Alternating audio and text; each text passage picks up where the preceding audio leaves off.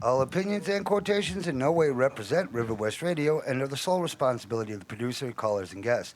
River West Radio is not liable for any legal issues arising from the content of this program. You are obsolete, Mr. Wordsworth.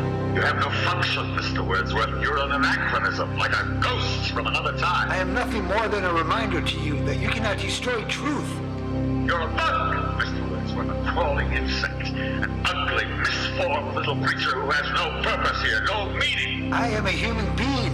I exist.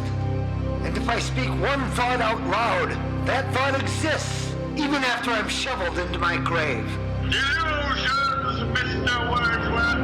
Delusions, the Bible, poetry, essays, all kind, all of it an opiate to make you think you have a strength when you have no strength at all. You have nothing but spindly limbs and a dream, and the state has no use for your kind. Yeah? Well, we're gonna have to do something about that.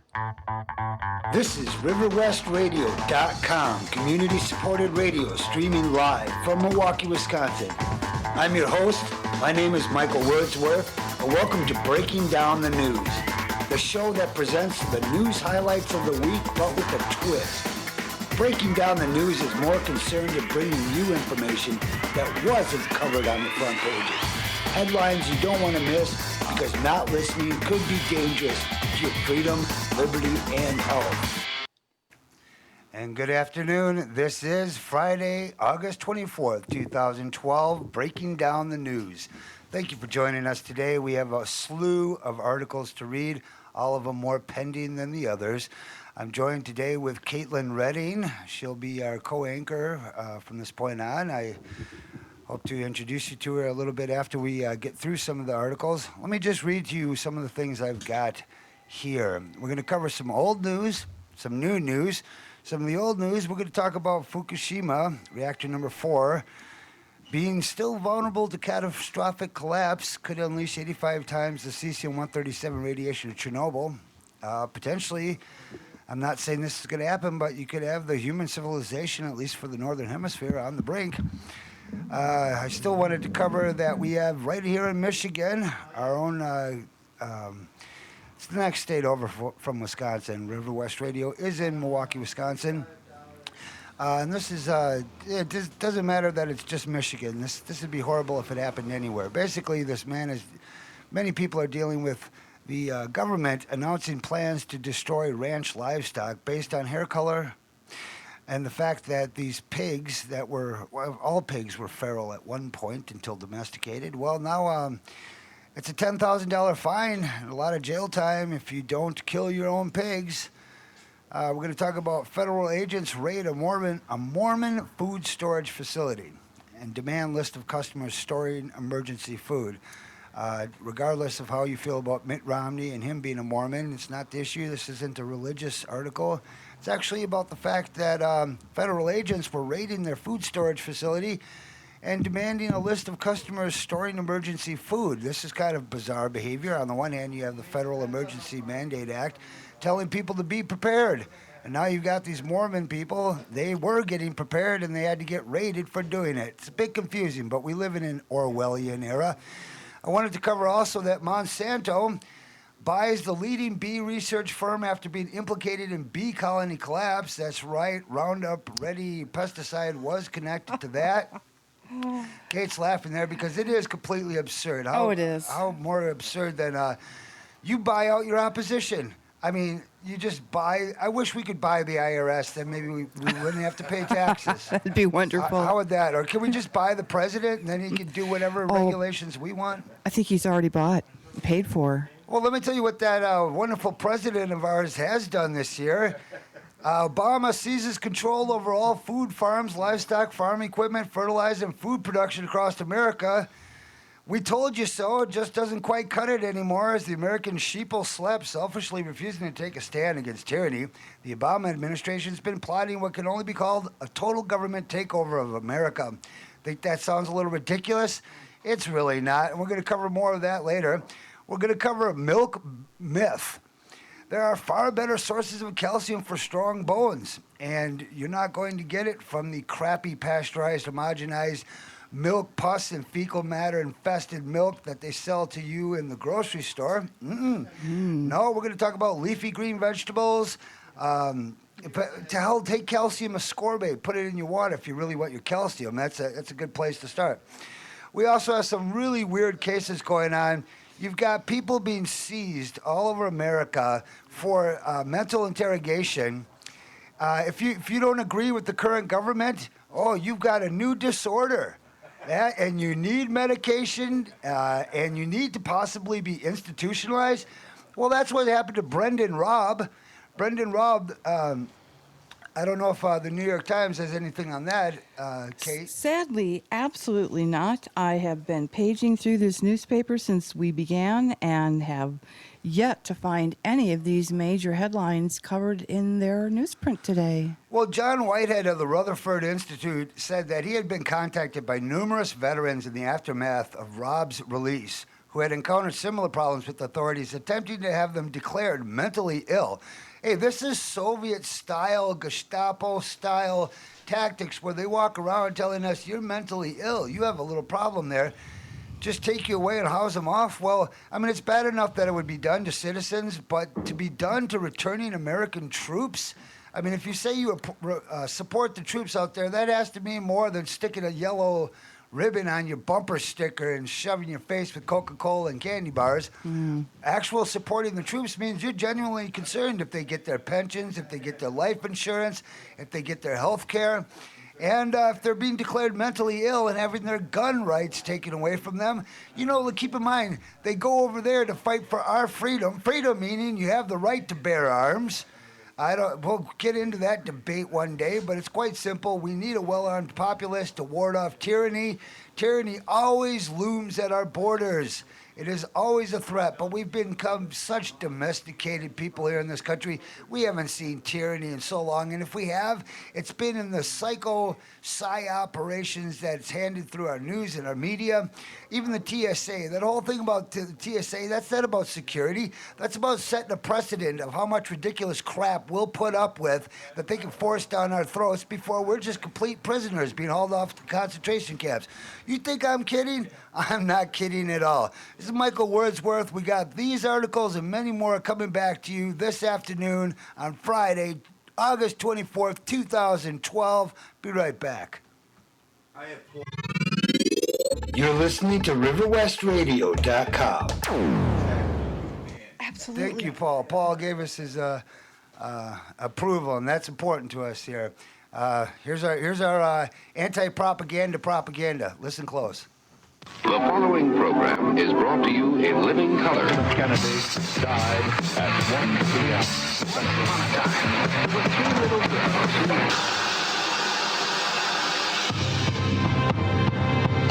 Every day, our senses are being constantly bombarded by subliminal messages that are found in TV, movies, and advertisements. The subliminal messages we are subjected to are unrecognizable by the conscious mind and only recognizable in our subconscious mind. The messages and imagery are passively absorbed and then stored in our subconscious, where propagandists deliberately implant artificial thoughts, which in turn can affect our actions and attitudes later in life. You're listening to RiverWestRadio.com.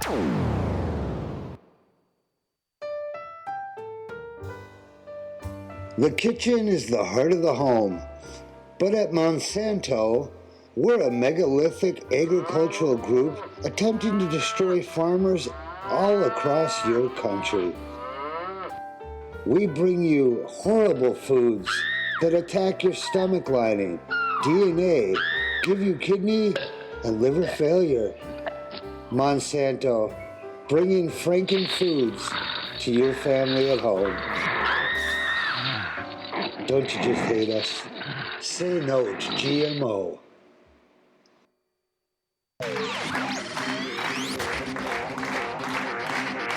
And now, live from River West Radio, the man with Wordsworth listening to, your host, Michael Wordsworth. All right, we are back.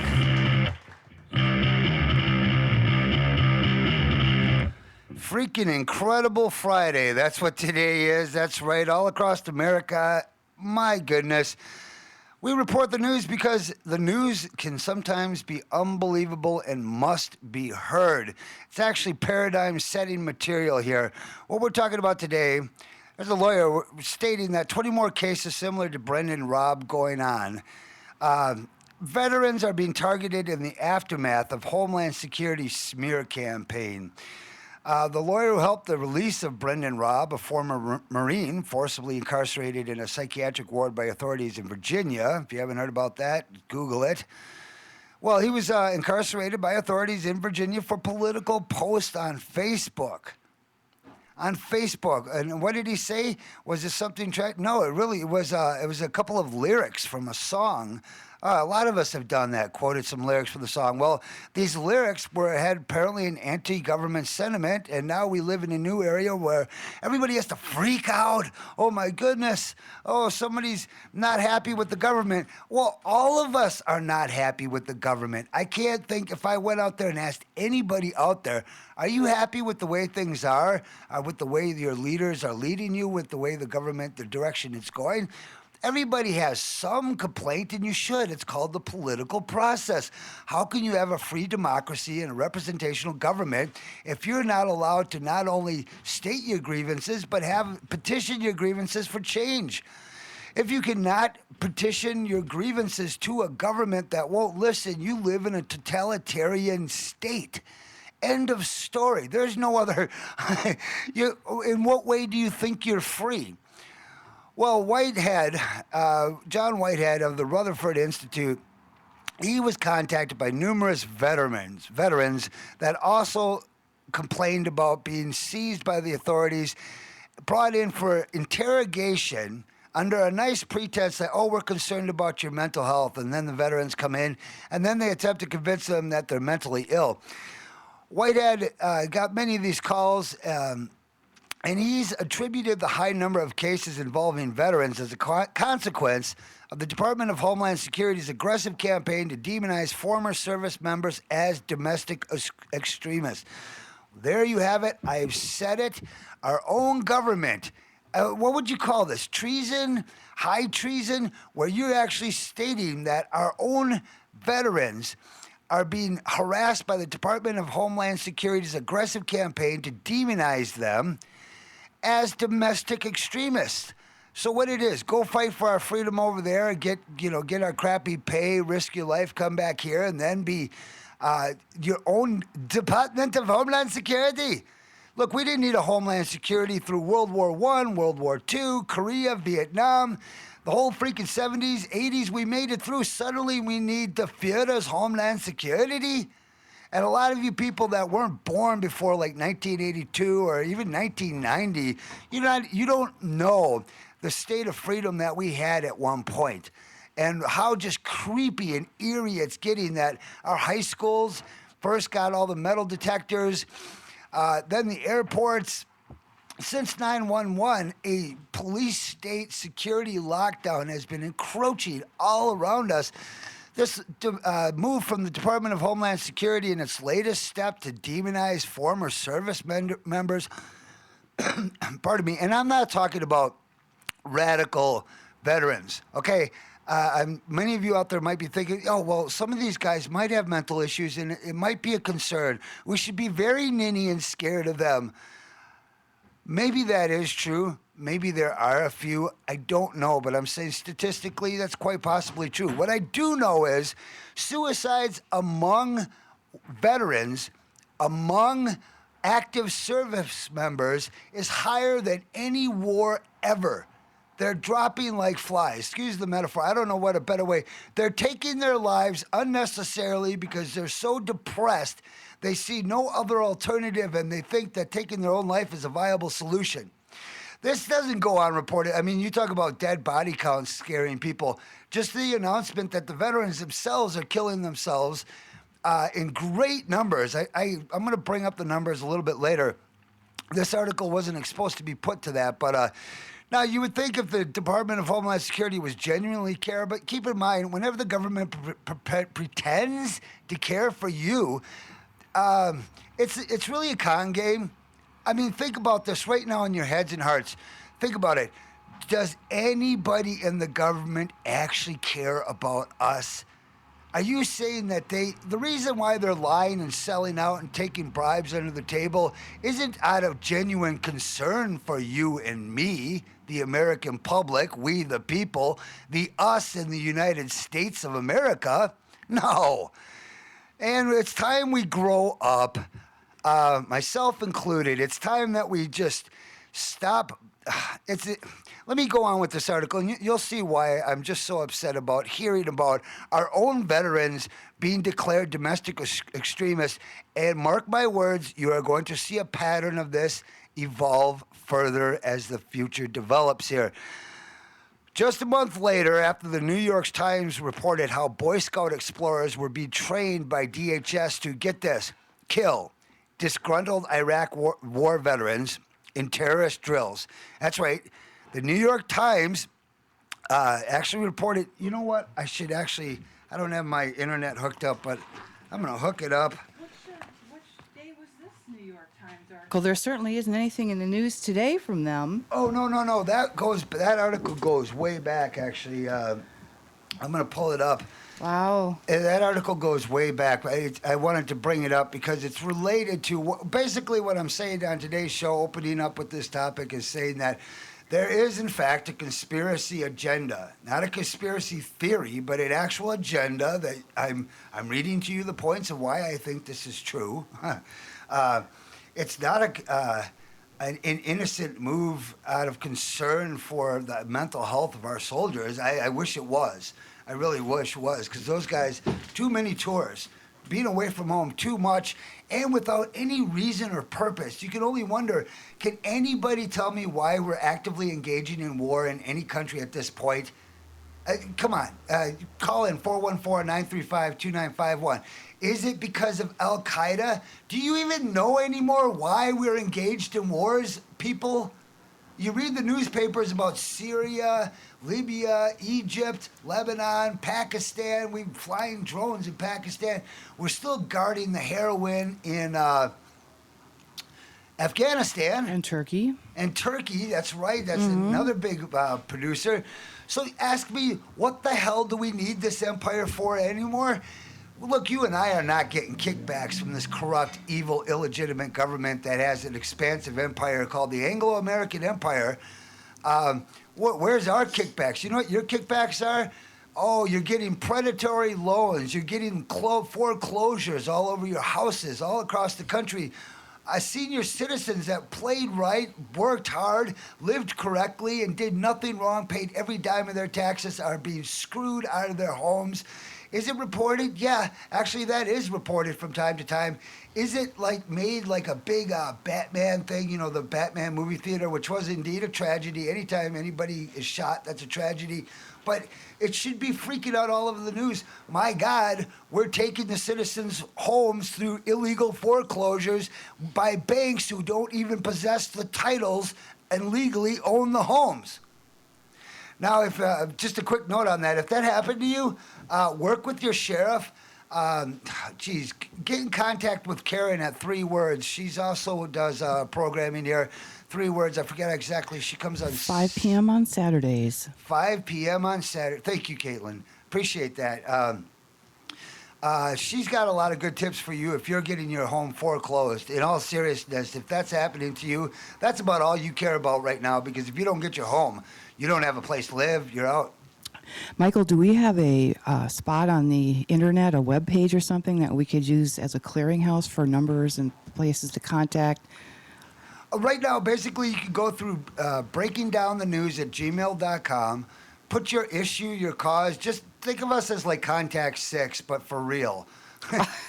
Not you know. We've had a few people. We've had a lovely couple here from River West. They had home problems in a recent attempt to purchase. We've covered Dr. Paul Conant. He was gracious enough to come on, along with Alderman Jim Bowl from our own 5th District here, talking about reducing or removing fluoride completely from the water. We cover that topic quite often. We've had Rosa Corey on the show talking about UN Agenda 21. We've had Pam Jafke come on and talk about electrical pollution, along with Catherine Kleiber, which was a great honor to have her as well. Well, let me continue with this article just so I can get through some of this material. As we highlighted earlier, veterans in particular are being targeted in police raids to confiscate their firearms based on the manufactured pretext that they are mentally defective. Earlier this year, it was reported in a similar case involving David Sardi, one of the participants in the National Geographic Channel's Doomsday Prepper show.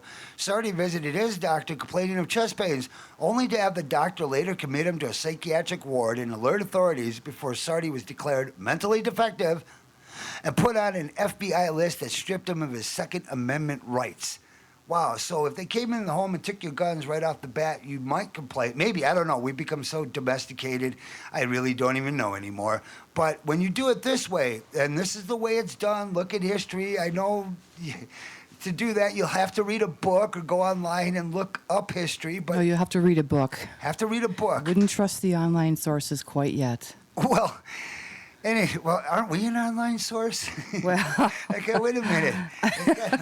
Do we trust ourselves? No, we don't even trust ourselves. well, here. look at what happened on Wednesday, was it, when you were reading news posts from NPR that almost matched word for word to the Wall Street Journal article I was reading? So, Oh, well, that's... do we have varied news sources, and is it not being filtered and controlled and funneled down? Without a doubt, you can see it. It's so evident. Caitlin, I go through the news, and then what I'll do is I'll check out 20 articles, all related, mainstream, alternative, all of them, and I'll compare the data. And although each article's written differently by Sure, a different unique words. author, the basic news there was point A, point B, point C, point D. That's it. That's all the actual news there was. The rest is just fluff, couching, spinning, presenting it. If you're a liberal paper, you want to put a liberal spin. If you're a right-wing conservative paper, you want to put a conservative spin. I'm sure Rush Limbaugh puts his own donut-eating hillbilly heroin spin on something, too. Is it heroin now? I thought he was still on the pills. No. OxyContin is a joke name for it is hillbilly heroin. I don't know why, some sort of white trash association. I can only imagine. um, The mighty have fallen. yeah, well, people still are ditto heads out there, and it's amazing because this guy, he walks a thin line. Basically, Rush Limbaugh ends up. He ends up being a Judas goat for all you poor listeners that listen to him. You got to understand, he's giving you part of the information, and that part is true. Oh, I listened to him for years. I did. And then it's a lie of omission because what he's leaving out and not talking about is the concern. Whether you're liberal or conservative, it doesn't matter. There are certain issues that pertain to us all. I don't need to sit on one side or the other. I don't need to root for one team or the other. I like to analyze both teams and watch how they play because at the end of the day, this ain't a freaking game. This is our lives, our liberty, and our health. Talking about veterans being taken in and declared mentally defective, I wanted to, here, let me get this article real quick about from New York Times about how Boy Scouts were being trained to kill disgruntled veterans returning from the war. It can't be the Iraq War anymore. I guess that's technically over, even though it never really was a war. It was more just an imperial occupation. Well, we have a shield and a storm, so. Okay, here we go. This is from the New York Times. Article date. Yeah, you can go look this up. Oh, come on, where's the bloody article date? I need to know that because, when I tell you, Scouts, I'm on the New York Times website here. Why would you take off the date to an article? Oh, here we go. No. I'm sorry. It's in little gray print. My eyes couldn't see it. It was published May 13th, 2009. Thank you. By Jennifer Steinhauer in the New York Times U.S. section. If you look up there, it says World, U.S., New York Regional Business.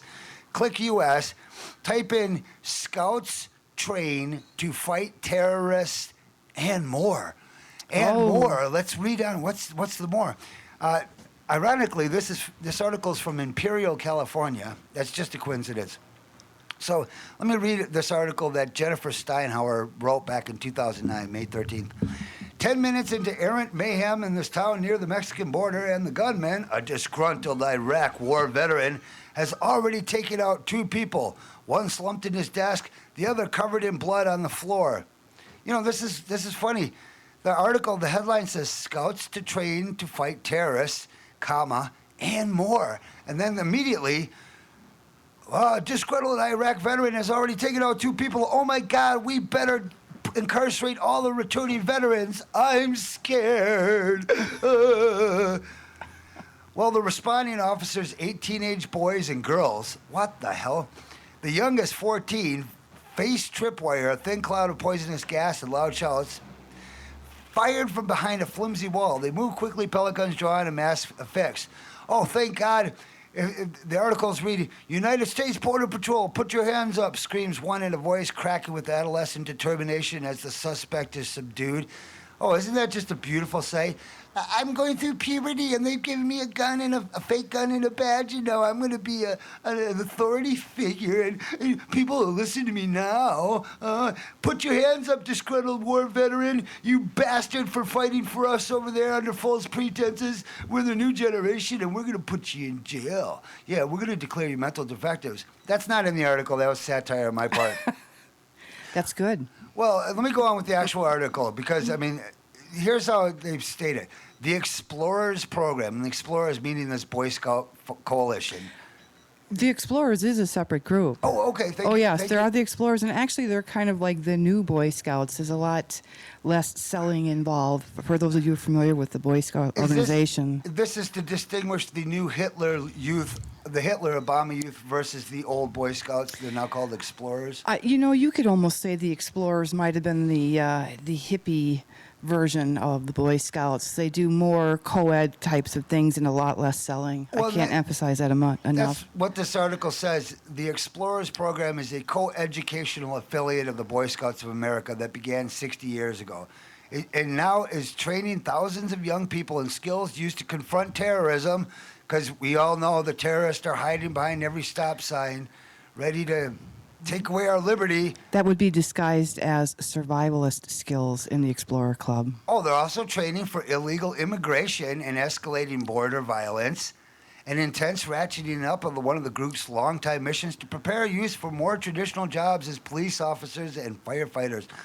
This article, this quote comes from, A.J. Lowenthal, right out of the article, quote, "This is about being a true-blooded American guy and girl." What, really? Yeah, and he goes on to say, "It fits right in with the honor and bravery of the Boy Scouts. The training, which leaders say is not intended to be applied outside the simulated Explorer setting, can involve chasing down illegal border crossers, as well as many more dangerous situations that include facing down terrorists and taking out active shooters like those who bring gunfire and death to colleague campuses." Oh, you mean where they declared it a no-gun zone and all the victims were disarmed, and now you could just, if you're a psycho killer, you could just have an open season and wait perhaps 4 to 6 hours for SWAT teams to show up before you wasted everybody in there? And, well, that's how it goes. Come on, somebody call up, tell me I'm wrong. Please call up and tell me I'm wrong. Call up and say we should be afraid of veterans because they're scary. I'm very scared of everything. I want guns gone. I want guns taken away and all burned in a big gun pile because that'll solve our problems. Because if you get rid of all the guns, all the evil and corruption in the world will go away too, right?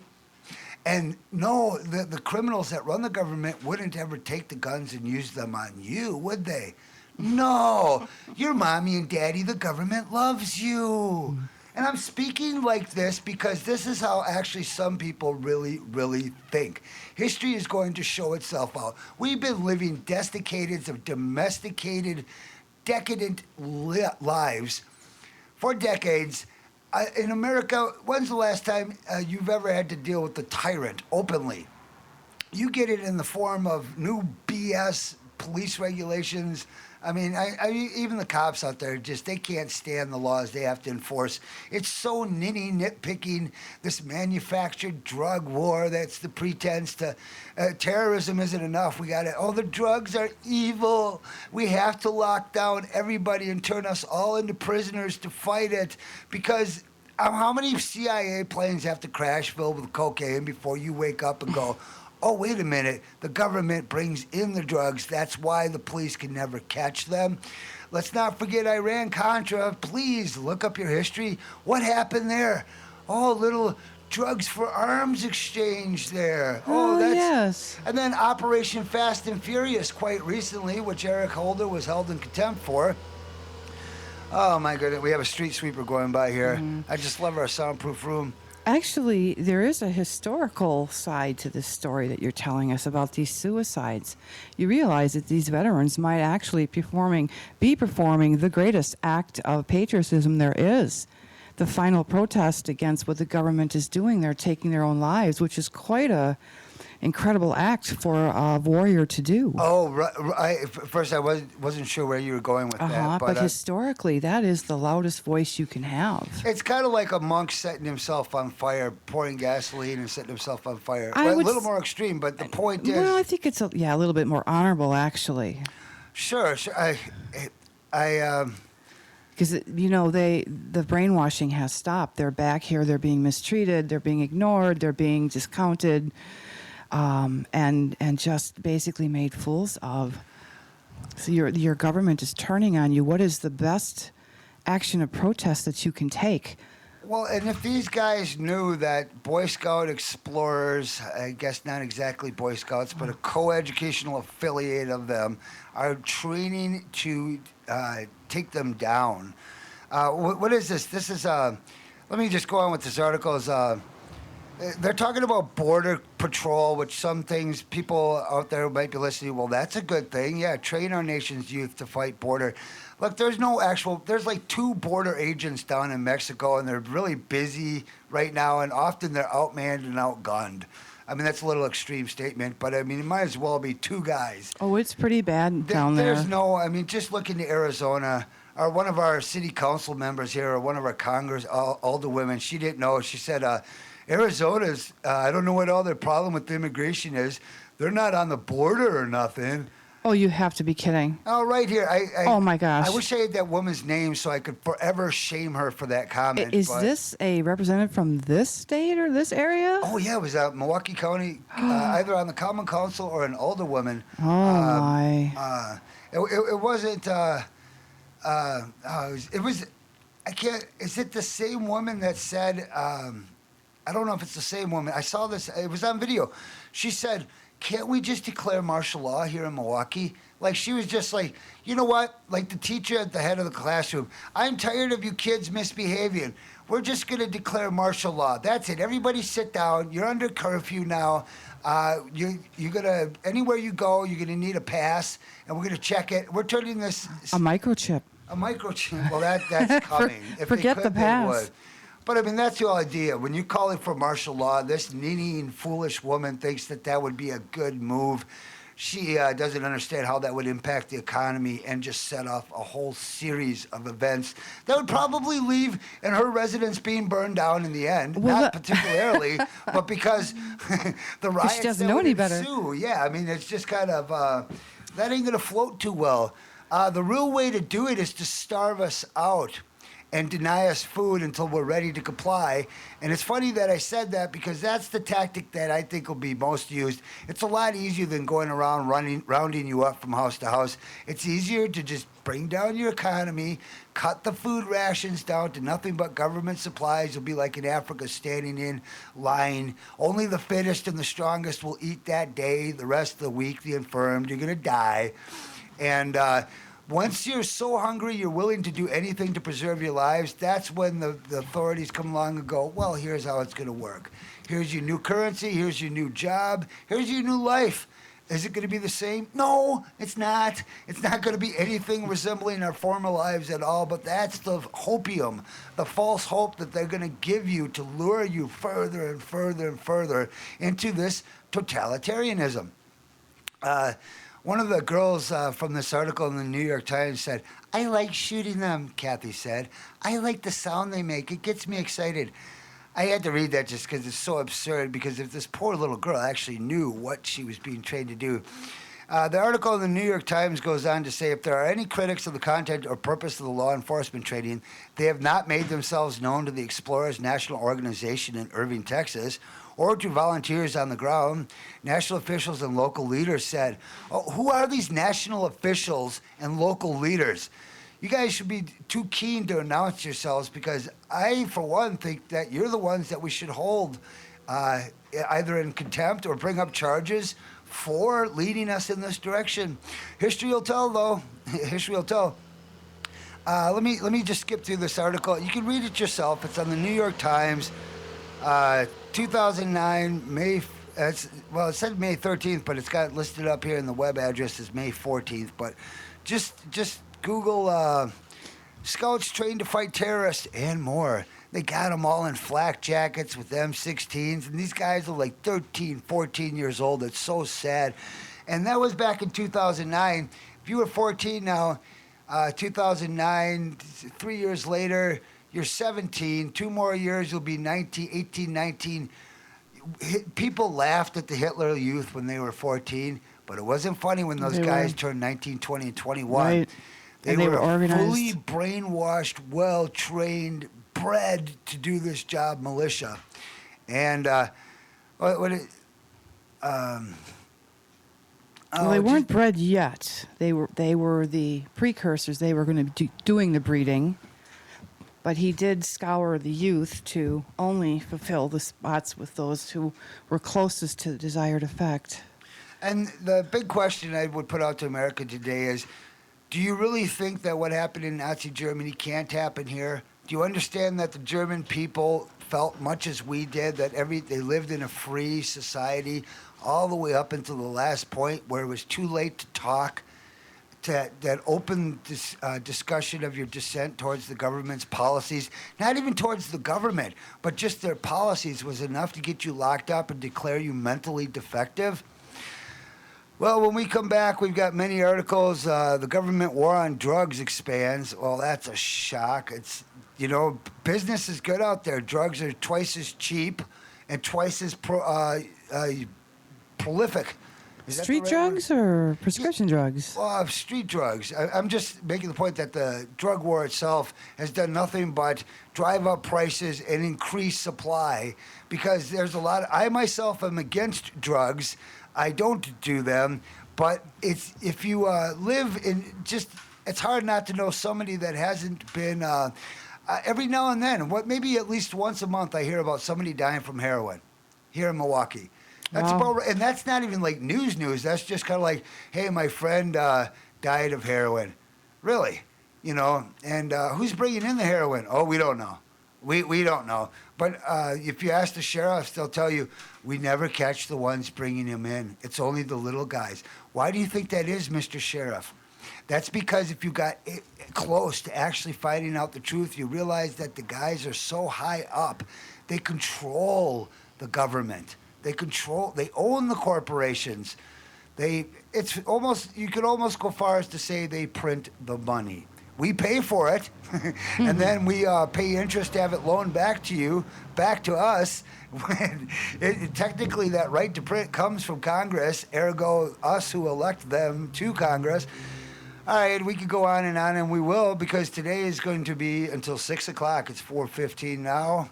I'm Michael Wordsworth. We're here with Caitlin Redding. You are listening to Breaking Down the News on your favorite radio station in the whole world. Absolutely. You're listening to RiverWestRadio.com. The following program is brought to you in living color. Kennedy died at 1 p.m. Central Time.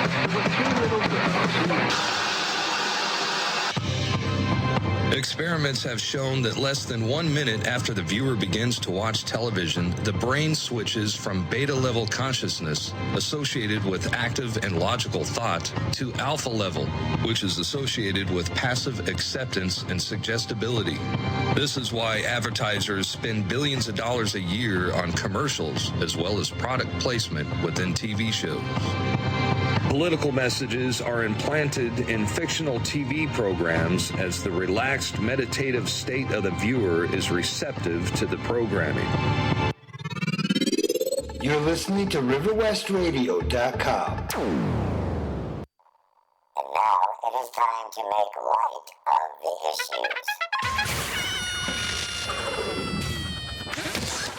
issues. Economists, that's right, economists. You know they're about the most useless thing. They're paid to be wrong 2/3 of the time.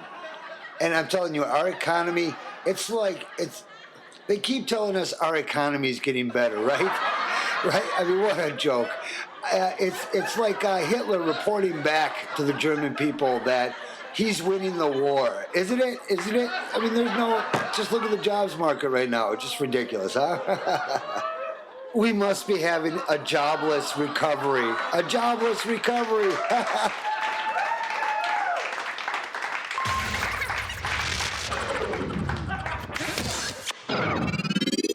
You're listening to RiverWestRadio.com.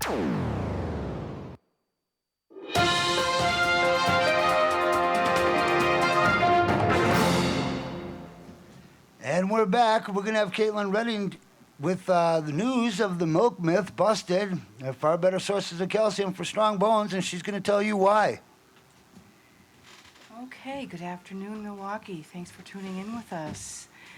Friday, August 24th. This is by Madeline Innocent. And what paper are we gaining this from? This is from today? naturalnews.com. Okay. Natural News is all of our health news. Oops, having a little technical difficulty here. Here, just, Oh, it's just a, okay. yeah. All right, from the Natural News. As the truth is beginning to tumble out about diet and health care, the milk myth is deserving of a closer look. The world at large has been brainwashed into thinking that milk and dairy are the ultimate and only source of calcium, not just for growing children. However, not only is dairy indigestible to many, but it is also a source of disease. Well, that's interesting, Michael. I think we just talked about this maybe last week. Nice to have things in the news to help people understand that we're giving you factual information. Milk is for babies, the article continues. Mother's milk is the ultimate source of food for a growing baby. However, not only is that particular mother's milk unique and so best suited for that particular baby, her species produces the most suitable milk for her baby. Species differ widely. For example, cows reach physical maturity in a single year. Humans take an order of 16 years to reach physical maturity. This means the components of milk must be different to suit the needs of that species. For example, the calcium-protein ratio varies, again, with each species. Once a baby is weaned, their stomach environment changes. Mother's milk is an easy food to digest. Now, more complicated foods are being eaten, so these must be catered for. The need to digest milk, and so the process tapers off.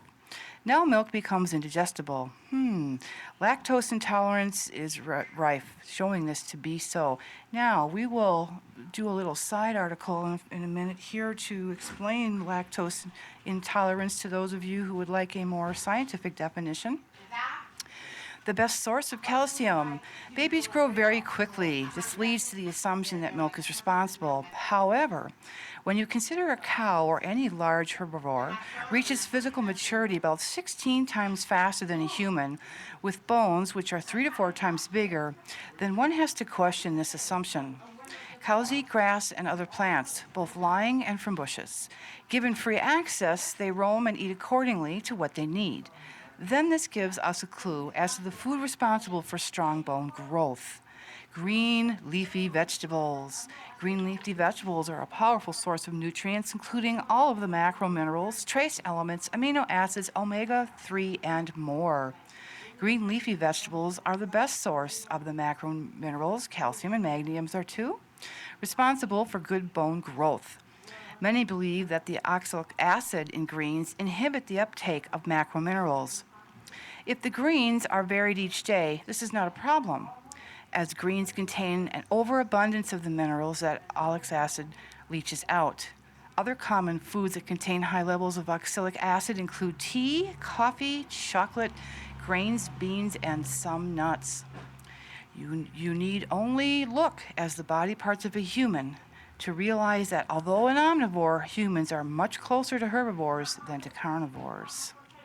And of course, we know carnivores are meat eaters. For example, human teeth are blunt, but similar to that of an herbivore. Human fingernails are blunt, making it impossible to grasp prey, as only carnivores' claws can. A human face profile is straight, making it impossible to hold a prey. Only an extended jaw can achieve this. The human intestines are long, as plant food takes longer to digest than raw meat. Human saliva contains phytolin, common to all herbivores, but absent in carnivore saliva. The stomach acid of carnivores is much stronger than that of herbivores. The human stomach acid is similar to that of herbivores as well. Carnivores perspire through their paws and by panting. Herbivores perspire through skin pores. This means human health will fare better on a diet that is similar of a herbivore.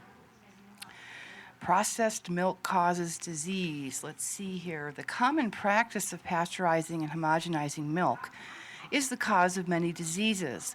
According to the increasing number of health therapists, milk is pasteurized in an effort to prevent the spread of tuberculosis. Oh, that's an interesting fact that I was never aware of. So it's pasteurized to prevent tuberculosis. That is an interesting fact. I think maybe we need to look into that a little farther as to where that might have come from a historical perspective, and whether that's still something that is valid today. However, in a study where 70 children were given a pint of raw milk every other day over a 5-year period, only one case resulted. In a similar study involving pasteurized milk, 14 cases resulted. Well, that's interesting. Dr. Kurt Osler is a cardiologist in Connecticut. He has been researching the effects of homogenized milk for over 20 years. His findings indicate that homogenized milk is responsible for high cholesterol. Dr. William Ellis, an osteopath, links cow's milk to many diseases in both children and adults as chronic fatigue, anemia, arthritis, cramps, obesity, allergies, and heart problems. Wow. Dr. Frank Oskis, a pediatrician, cites cow's milk as being linked to iron deficiency anemia, cramps, diarrhea, multiple forms of allergy, sclerosis, and heart attacks. If milk was such a great source of calcium for the body, then osteoporosis should be minimal in countries where dairy is consumed regularly. Instead, it's the opposite. There are so many common myths that are harmful to your health. Don't accept them all at face value. Well, isn't that interesting? We covered quite a bit of this, I think, in a show last week. And come to find out that also they have local research done in the United States, not always a leading source of research-cited news.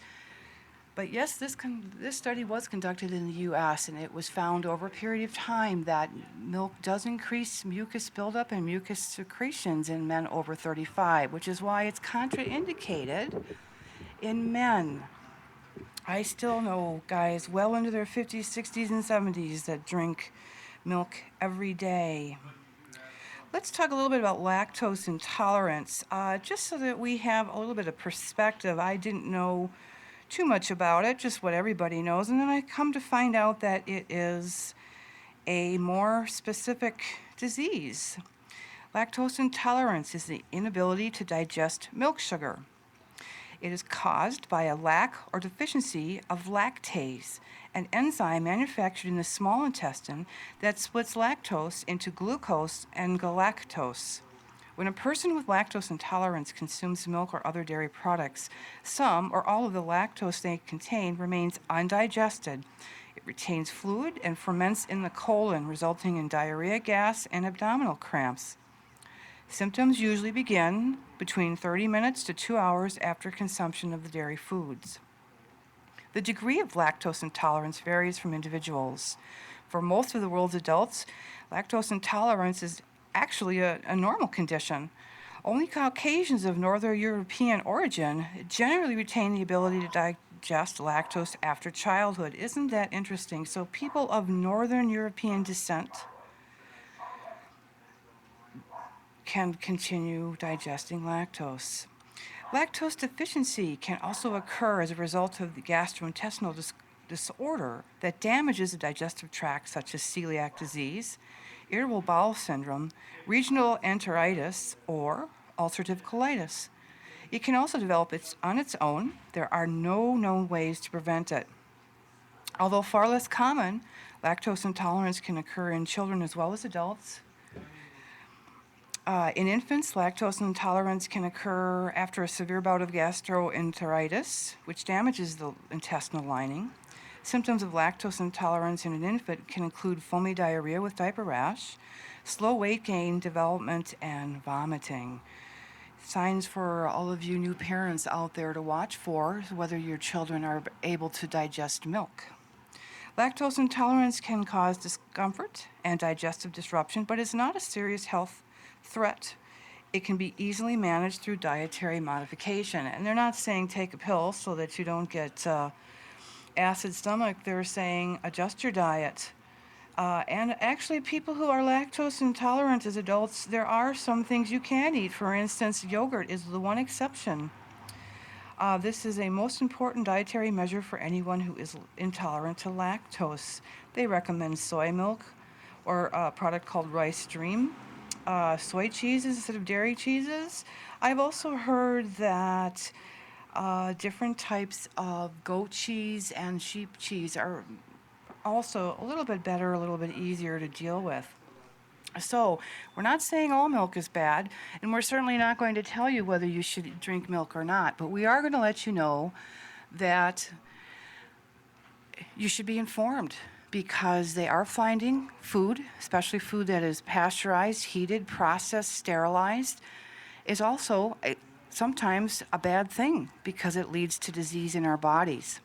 So with that in mind, we're going to talk about some fun things. We have a couple PSAs for you concerning riverwestradio.com and our lovely radio station. Michael is back now and joining us again. So, Michael, I was just going to tell everybody once again about Center Street Festival, Center Street Day, Saturday, September 9th, I believe it is. And we will be having a tent, I think our Lord and Master said, to give everybody a little taste. If you like, step on up and see what it's like to be behind the mic and have a radio program.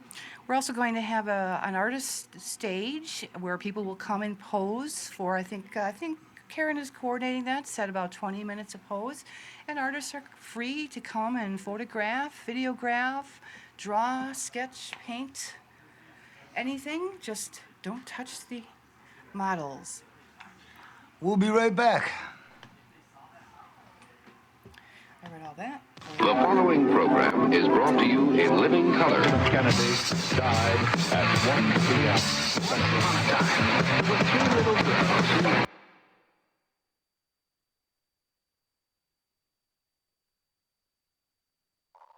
And now it is time to make light of the issues.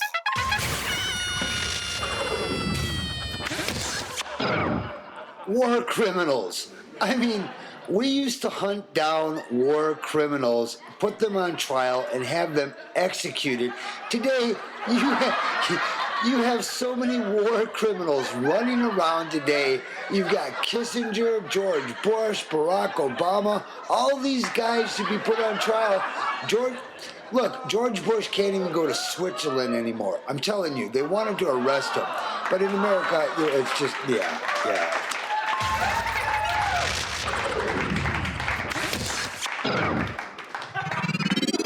You're listening to RiverWestRadio.com.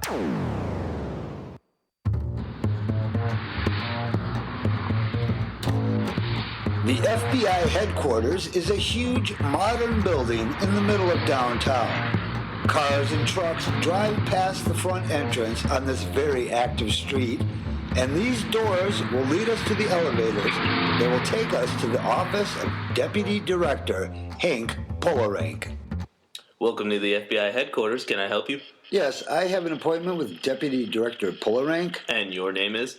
Michael Wordsworth from RiverWestRadios.com, Breaking Down the News show. Michael, who? No. The sorry, staff you don't at the appear FBI was unrepresented here. Are you professional sure you and have the right courteous one? as they greeted me, and after a few security complications were smoothed out, I was soon able to get in to do my interview. Michael Wordsworth from Breaking Down the News.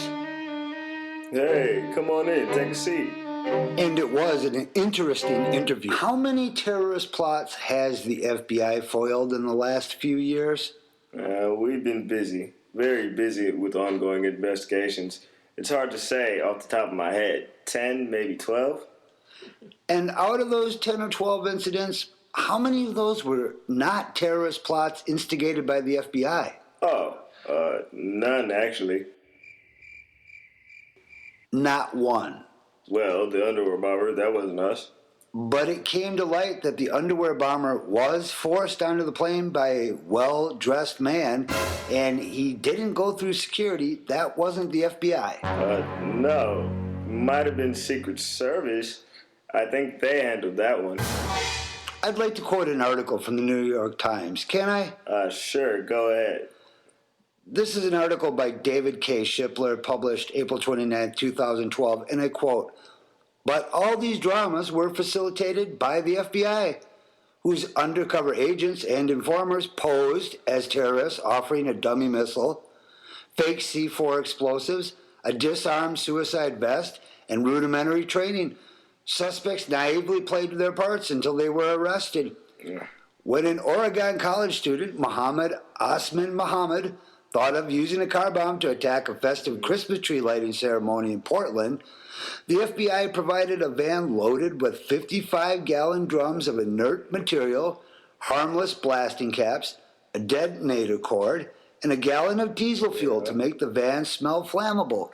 An undercover FBI agent even did the driving, with Mr. Muhammad in the passenger seat.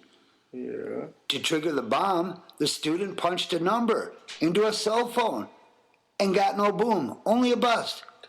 What do you say to that?" What's your point?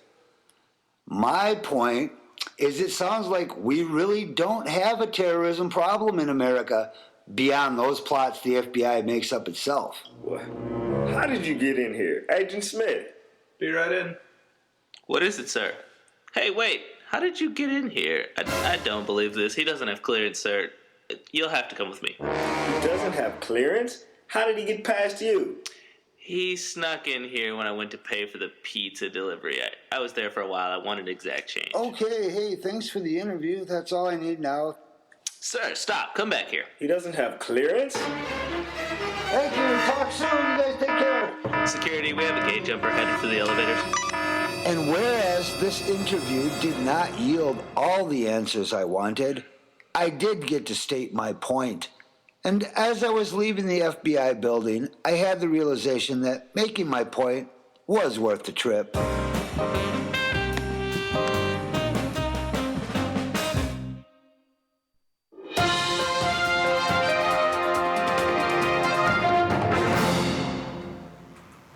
And we're back. Thank you for joining us this Friday. It is a heavy edition. We're a little all over the place. Covered earlier the fact that veterans are being demonized by Department of Homeland Security. Many of them are being declared mentally defective. It's really, really a sad situation. Now I'd like to read to you about Monsanto. Monsanto buys leading bee research firm after being implicated in bee colony collapse. Can I start booing now? Boo. I know, it is boo, isn't it? Kate was reading to you about milk. How'd the milk thing go? The milk thing I thought was very interesting. As I had mentioned, that's the first time that I had heard that the reason milk is pasteurized is because of TB risk. So I'm going to look into that and find out if that risk is still relevant. And also that it's because it's pasteurized and processed that it's actually causing disease now. Isn't it? You learn something just doing this show. Unbelievable. It freaks me out sometimes because. But the bee story just makes me angry. I've been talking to growers in Florida, and happened because of the industry I am. I happen to know a couple guys that run bees in Wisconsin, up in this area actually in the summer, and then take them down to Florida the winter, and they do the orange blossom and other crops that are down there at that time. And they've been telling us for a good 4 years that it was because of a product that they were asked, actually not the beekeepers themselves, but other farmers were asked to use as an experimental trials, and that's when we saw the serious decline in the bee population and the very odd behavior. It makes me think about if you actually are, what do they call a beekeeper? Beekeepers. And you bring your bees down to Florida, and they don't come back. That's what the problem. That's why they call it a colony collapse syndrome, is because these bees go out, but then they don't come back. Yes, but it's not that they're crossing states. You move the hives, and the bees are able to align with the hive. Yeah. Right. No, Sorry. No, Just get this technical information correct. People are actually listening to us. Sure. So, People in here, case they are. People here in Wisconsin raise the bees, then they bring the hives down to the crop zones. Exactly. Then they release the crops. The bees will naturally go back to the hive because they have some innate sense of where that hive is. They're actually geotropically, they have like a GPS, but it's because of the sun, so it's geotropic. They orient themselves and their directional system by where the sun is. Was it you that was talking about the nicotine-based pesticides? Yes, pyrethrines, wonderful neurotoxins that paralyze breathing apparatus. And most breathing apparatus and a lot of exoskeleton insects is in the legs, like what we would consider the thigh. So if they can get some powder or some kind of a chemical agent to contact that kind of vulnerable area on an exoskeleton, they can paralyze them, and that's when they turn belly up with their little legs all crinkled and bent. That's horrible. This, if you're a bug. I'd like to recap the article that covered this initially. This is from naturalnews.com. I recommend that website. There's a few sites that we check out here, but that is definitely a good one. According to Natural News, amid all the controversy over genetically modified crops and their pesticides and herbicides decimating bee populations all around the world, biotechnology behemoth Monsanto has decided to buy out one of the major international firms devoted to studying and protecting bees. According to a company announcement, Beelogics handed over the reins to Monsanto back on September 28, 2011, which means the gene-manipulating giant will now be able to control the flow of information and products coming from Beelogics for colony collapse disorder. What do you think of that, Kate? Well, Michael, I thought you were actually talking about a different story. I should make clear to people that there are actually two different issues here. First of all, it's not just the insecticides that they're spraying on crops, apparently, that they're talking about. Also, it's the GMO crops. It is the way that they are genetically modified and then have other DNA from things like thuricide, fungicides spliced into them so that you grow a plant like a potato, for instance, that produces its own fungicide. That also caused quite a bit of illness in the bee population as well. So Monsanto and DuPont and those wonderful people are actually responsible for two of the most deadly threats against bees in probably the history of bees. And it's odd, we're reading today, reporting actually, that Monsanto has bought up Beelogic. Beelogics is a firm that actually is there to study and protect the health of bees. And, of course, Monsanto's, the pesticides are a problem. But you were talking about GMO systems. Well, this acquisition explains that Monsanto plans to incorporate all the biological. Well, I like biological. I think it's wonderful. Biological research. It's coin a new word. It's cute. And, well, because it's biologics. Well, of course. That's conducted over the years in its own programs developing GMO systems. Monsanto has also seized control of a key product that is currently in the Beelogics development pipeline that supposedly helps protect bee health. To translate, it appears as though Monsanto plans to use even more chemical inputs to supposedly solve the bee collapse problem. So it sounds to me like they're trying to make GMO bees. GMO bee. GMO bee. GMOBs. Well, these chemical inputs are largely the cause of the bee collapse problem. Several recent studies, after all, have definitively linked crop pesticides and herbicides as well as high fructose corn syrup to colony collapse disorder. That's wonderful, because even though we were screaming from the rooftops, it's your insecticide now we have definitive proof. And that seems to be the way. You have to have things almost gone, almost dead, almost annihilated, extinct. Well, the future looks bleak for bees. In other words, as Monsanto appears poised to slowly gobble up all the competing companies and organizations that threaten its own GMO products while pretending to care about the dwindling bee populations. And unless drastic action is taken to stop Monsanto in its continued quest to dominate global agriculture, quite frankly, that's what they're out to do, the food supply as we know it will soon be a thing of the past. I'm Michael Wordsworth bringing you this really depressing news. I'd apologize, except it ain't my fault. I didn't make this world. I'm just reporting on it. We'll be right back. You're listening to RiverWestRadio.com.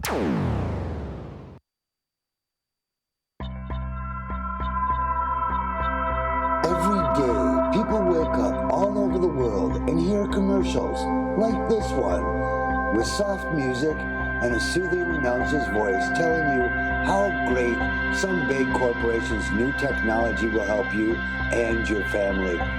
But it is important to remember, these companies could give a flying fuck about you or your family.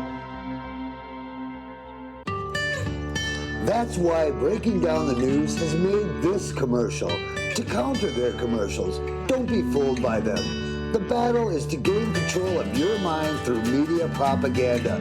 Just say no to evil corporations and their slick computer graphics designed to brainwash viewers. Vote no with your dollars, and we will regain the health of our nation, one consumer at a time.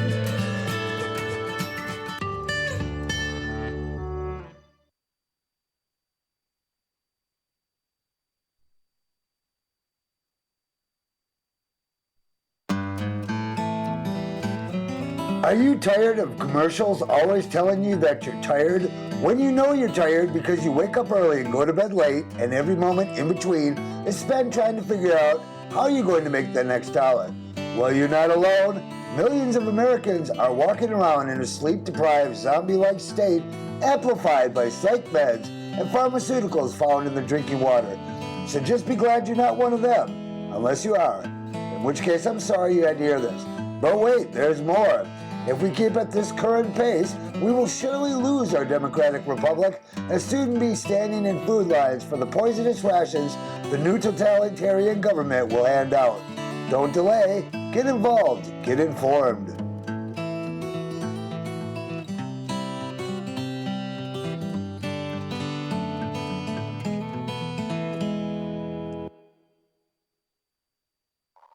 And now it is time to make light of the issues.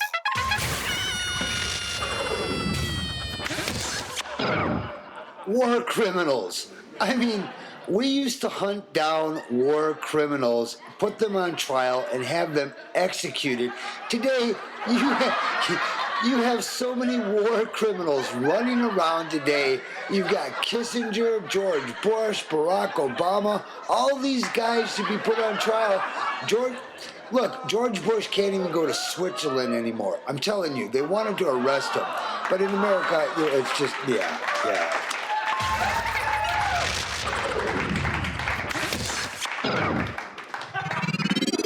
You're listening to RiverWestRadio.com.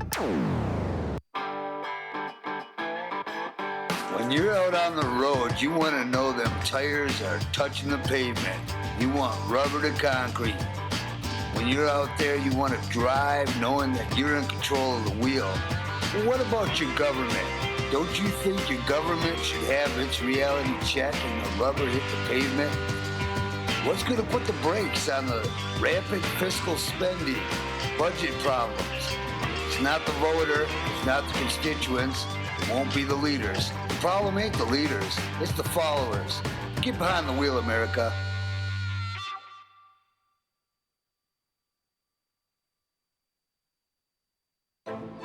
It's like the roaring 20s all over again. The stock markets are well above 12,000. It's as if nothing could go wrong, or could it? The truth is, the American economy is not as strong as it actually appears. The job reports for June were down, manufacturing down. The actual CPI rate, if you adjusted it correctly, would show that unemployment is at a staggering 22%. 46 million Americans are on food stamps, and guess who runs that program? Not the government, no, Goldman Sachs. I'm telling you, the situation here is more abrupt than we think. Wake up, America. We have hard times coming. And we need to prepare for what lies ahead.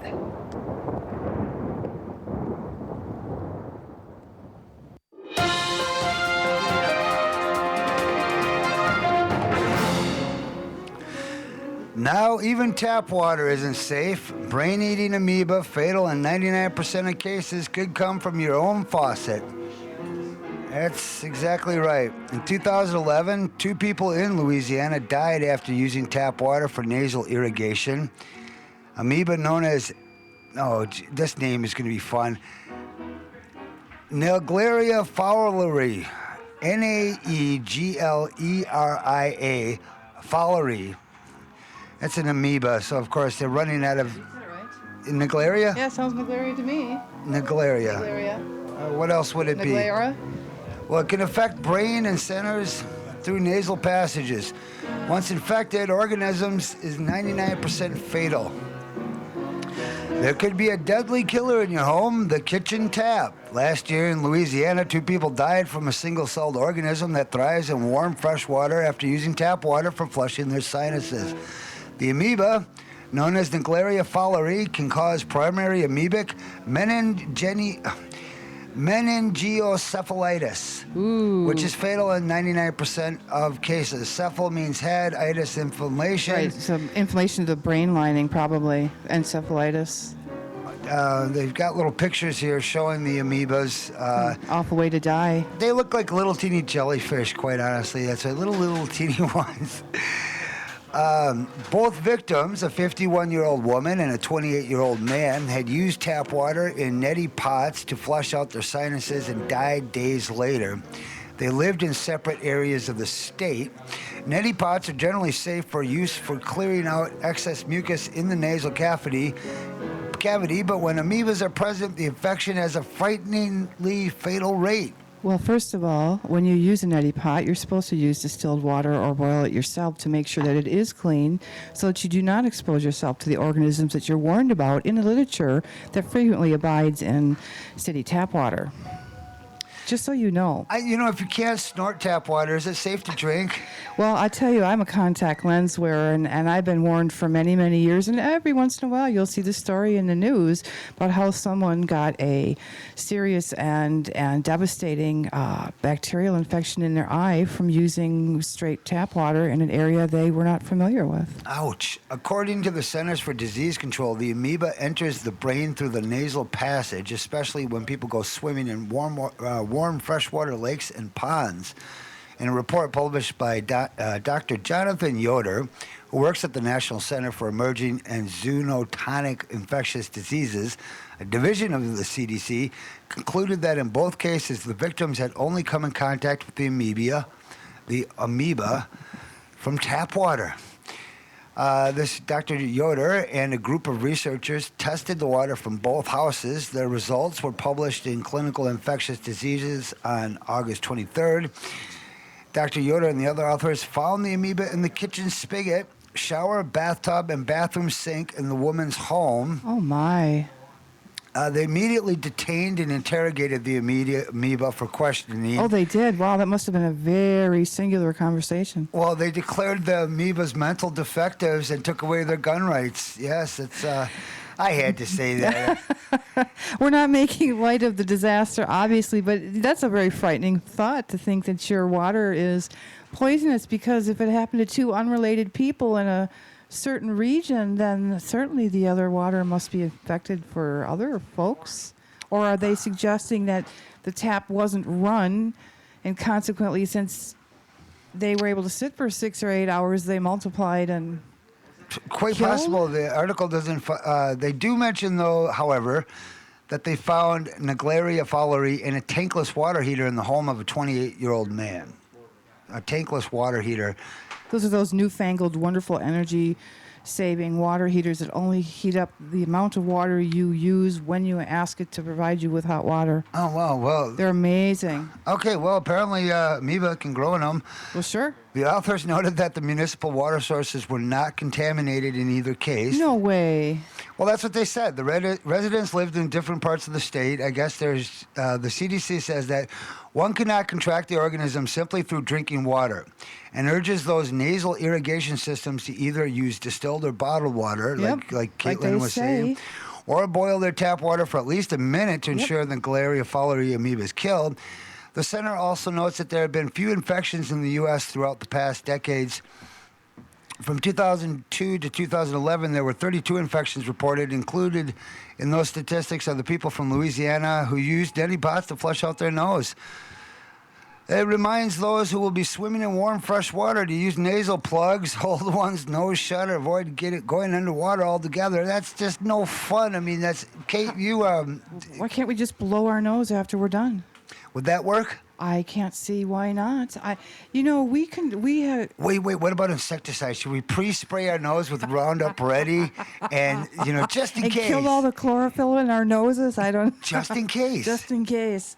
Well, maybe you should just put an extra layer of waterproof off DEET on, and maybe that'll kill the zebra mussels you might traffic as well. No, common sense, people. Come on, common sense. They provide showers at many local beaches, especially, of course, along saltwater beaches. And you go and you clean off. And when people clean off, they rinse off their face. You kind of blow out your nose a little bit and do all those common sense things. When we get out of the water, when I'm with my canoeing buddies, we always make sure we rinse a little bit, and because we're walking in the weeds, we're walking in the tall grass. Never know what you might pick up. Common sense, folks. Indeed. A real lifesaver. Well, there you have it. Careful about flushing your nose with tap water. It could actually infect your brain and die with brain-eating amoeba. Wow. What a headline, huh? Brain-eating amoeba. Don't snort water. Stay off water, people. Just say no to water. Just say no to tap water. Just say no to flushing. Say no to fluoride in your water. Say no to your water being chlorinated by your... Oddly enough, if somebody, like people that shoot up heroin, I don't think they probably use tap water. Yeah. I mean, I don't know, but it maybe- just occurred to me because I know water is one of the base substances. I think, right? You put water in there. I really don't know, but I've seen it in movies, and I do think they use like a teaspoon or a tablespoon with some water.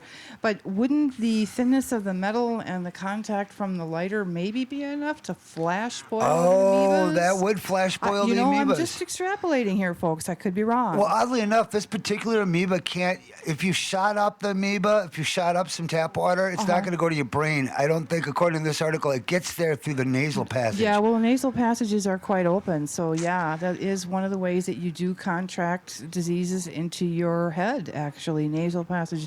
Your ears are closed. They're a sealed compartment. I mean, people think water in the ear and stuff of that sort. No. Closed compartment, wax lined. But your nasal passages and your eyes. Also your eyes, folks. All right, when we come back, we're going to have more horrific news. That's... All right, I'm Michael Wordsworth. You're joining with Caitlin Redding. We're breaking down the news today, August 24th, 2012. I hope I don't screw up the date. That's an easy one. It's like, look, we're almost done. 2012 is almost over with. So we're going to take a little break, come right back, and pound out more news. It's an exciting ride. The following program is brought to you in living color. This is Breaking Down the News, bringing you headlines that should have made the front pages. Streaming live Monday, Wednesday, and Friday, 3:30 p.m. Central Standard.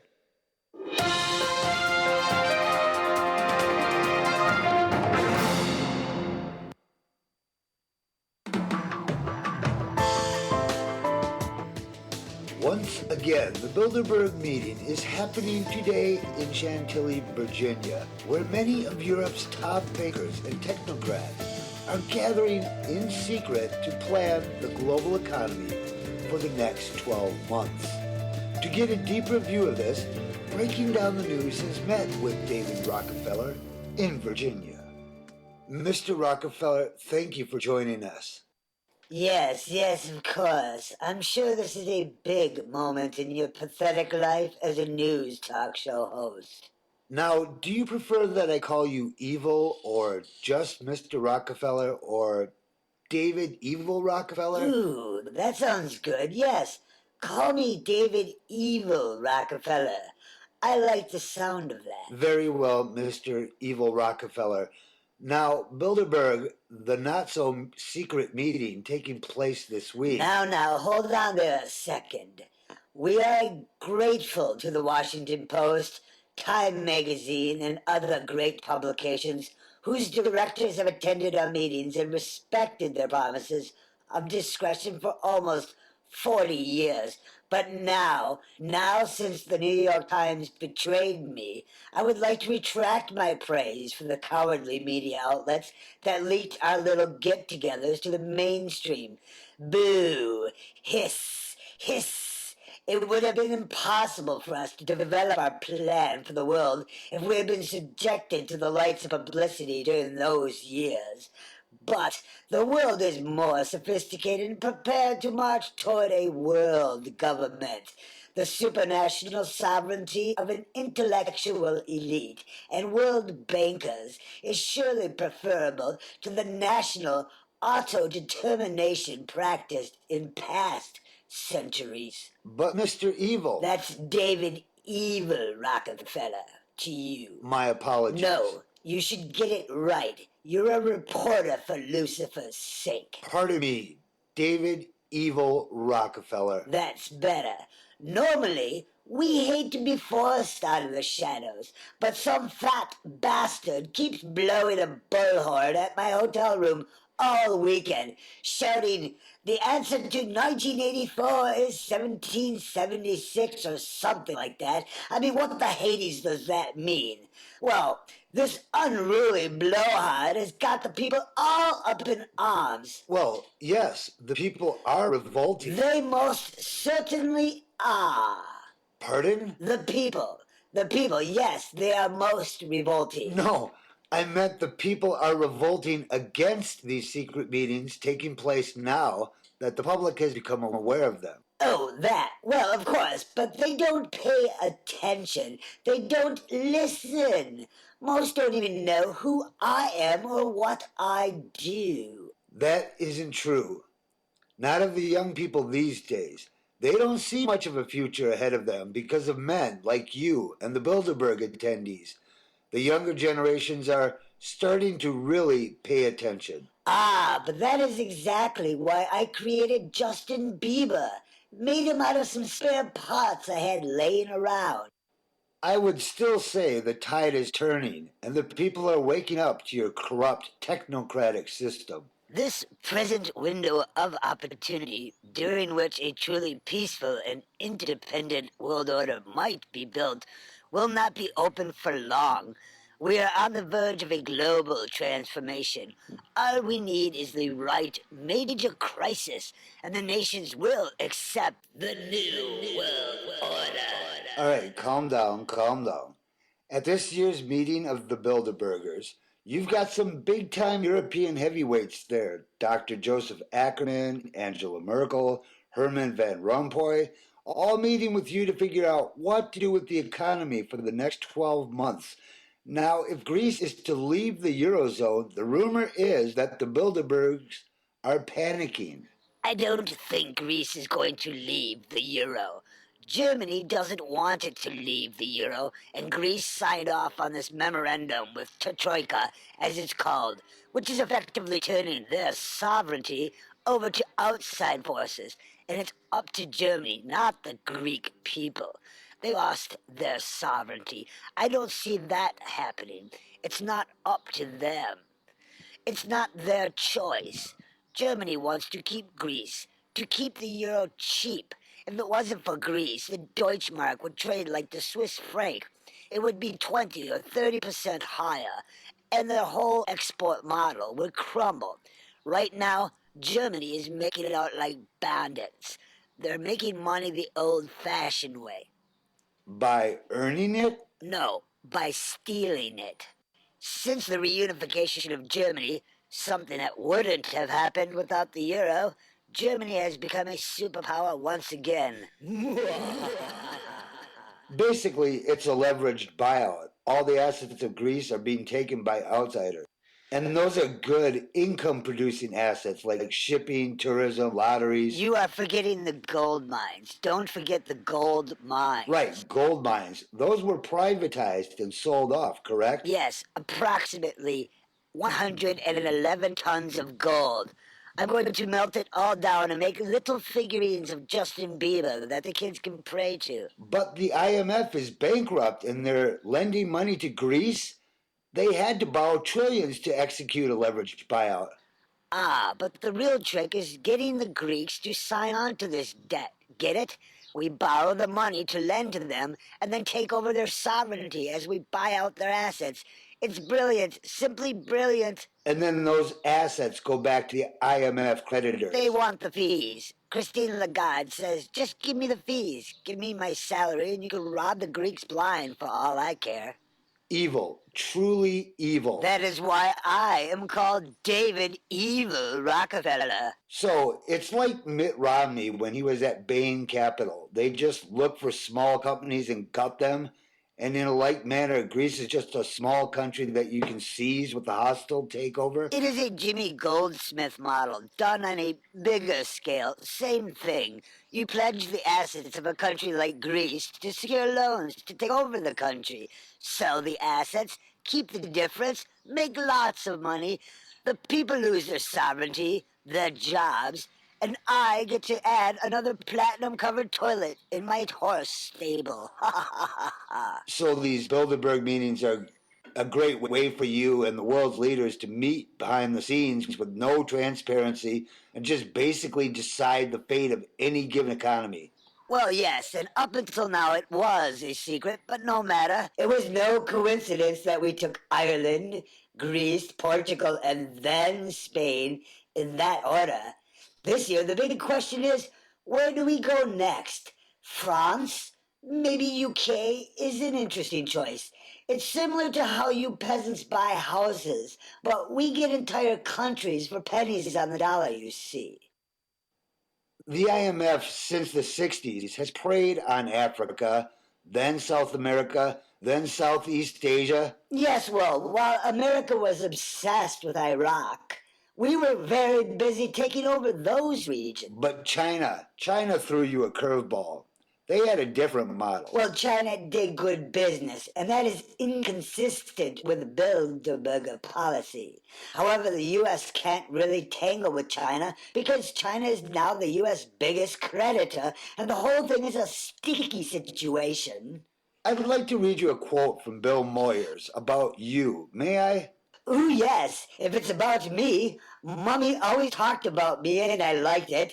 Talk about me, talk about me. David Evil Rockefeller is the most conspicuous representative today of the ruling class, a multinational fraternity of men who shaped the global economy and managed the flow of its capital. Rockefeller was born into it, and he has made the most of it. But some critics see a vast international conspiracy he considers a circumstance of life and just another day's work. In the world of David Rockefeller, it's hard to tell where business ends and politics begins. It is. It really is. Some days I wonder how history will look back on my takeover of the United States, and they will ask that very question and just don't know how I would answer even now. So you admit that you want to take over the United States? For more than a century, ideological extremists at either end of the political spectrum have seized upon well-publicized incidents, such as my encounter with Castro, to attack the Rockefeller family for inordinate influence they claim we wield over American political and economic institutions. Some even believe we are part of a secret cabal working against the best interests of the United States, characterizing my family and me as internationalists and of conspiring with others around the world to build a more integrated global political and economic structure. One world, if you will. If that's the charge, I stand guilty, and I'm proud of it. Wait, didn't you write that in your personal memoirs? Ooh, you're a smart one, Mr. Wordsworth. Well, thank you, I guess. No, I hate that. Hate it. The second we gain control of America, people like you will have to go. And by go, I mean disappeared with black hoods over your heads. Now that is scary. You should be scared. Very scared. I am not afraid. Oh, you will be. You will. This has been an exclusive interview with David Eagle Rockefeller and Chantilly. When you're out on the road, you want to know them tires are touching the pavement. You want rubber to concrete. When you're out there, you want to drive knowing that you're in control of the wheel. But what about your government? Don't you think your government should have its reality check and the rubber hit the pavement? What's going to put the brakes on the rampant fiscal spending, budget problems? It's not the voter, it's not the constituents, it won't be the leaders. The problem ain't the leaders, it's the followers. Get behind the wheel, America. The following program is brought to you in living color. Kennedy died at 1 p.m. Well, finally, I'm discovering something worth reading in the New York Times Friday, August 24th, 2012. Let's look at Arts Briefly, compiled by David Itzkoff. Here we go. A glut of Simpson stamps for you Simpsons aficionados and fans out there. Perhaps recalling the heady days when Bart Simpson t-shirts, sold in the millions, and a song like Do the Bartman had the power to become a cultural touchstone. The United States Postal Service produced 1 billion stamps featuring the characters from The Simpsons in 2009 to commemorate the show's 20th year on Fox. But only 318 million Simpson stamps have been sold, with the remaining 682 million amounting to a waste of 1.2 million in printing costs, according to the Bloomberg.com. Commemorative stamps are commonly destroyed when they do not sell. Well, that makes sense. Although the 1.2 million would be a drop in the bucket compared with the 5.2 billion net loss the service reported this month for the quarter that ended on June 30th. It points to a larger problem, how the Postal Service determines how many commemorative stamps to produce. There we go, folks. Obviously not a good run for them. A report from the Service Inspectors General said that the decision was too much of a judgment call by one individual. The result, the Postal Service overproduced 2.1 billion commemorative stamps in 2009 and 2010, and that was written by Adam W. Kempler. That is hysterical. The post office is on a run. Unfortunately, it's a show that should have closed, to the tune of how many billion? 2.1 billion in commemorative stamps, all thrown away. Here's another interesting little thing for those of you who listen to the pop culture news. Madonna, who is currently touring in Europe, alters a concert video. Madonna appears to have conceded in a battle with the French far-right political party by the National Front and toned down an image in her concerts that one depicted Marine Le Pen, the party's president, with a swastika on her head. During her current European tour, Madonna has performed Nobody Knows Me, accompanied by a video rapidly showing the faces of current and historical political and religious figures, including Sarah Palin, Pope Benedict XVI, and President Hu Jintao of China, as well as monetary and religious symbols. The montage displayed Miss Le Pen with the swastika projected on her face, followed by an image of Hitler with the swastika in the same position. The National Front said last month it planned to sue Madonna for a very serious insult. Madonna said the imagery was appropriate for a song about the intolerance that we human beings have for one another. Wow, isn't that kind of the kettle calling the pot black? But anyway, The Guardian of London reported that on Tuesday in Nice, Madonna played an amended video showing the question mark on Ms. Le Pen's forehead, not the swastika anymore. I see. So that is what's burning brightly in the pages of the New York Times Art and Leisure section. Still cutting down Wow. trees to print newspapers. I What know. an awful day. Okay, Well. we'll be right back with news about the Syrian clash. That's getting intense, spilling over into Lebanon. Be right back. The following program is brought to you in living color. Kennedy died at 1 p.m.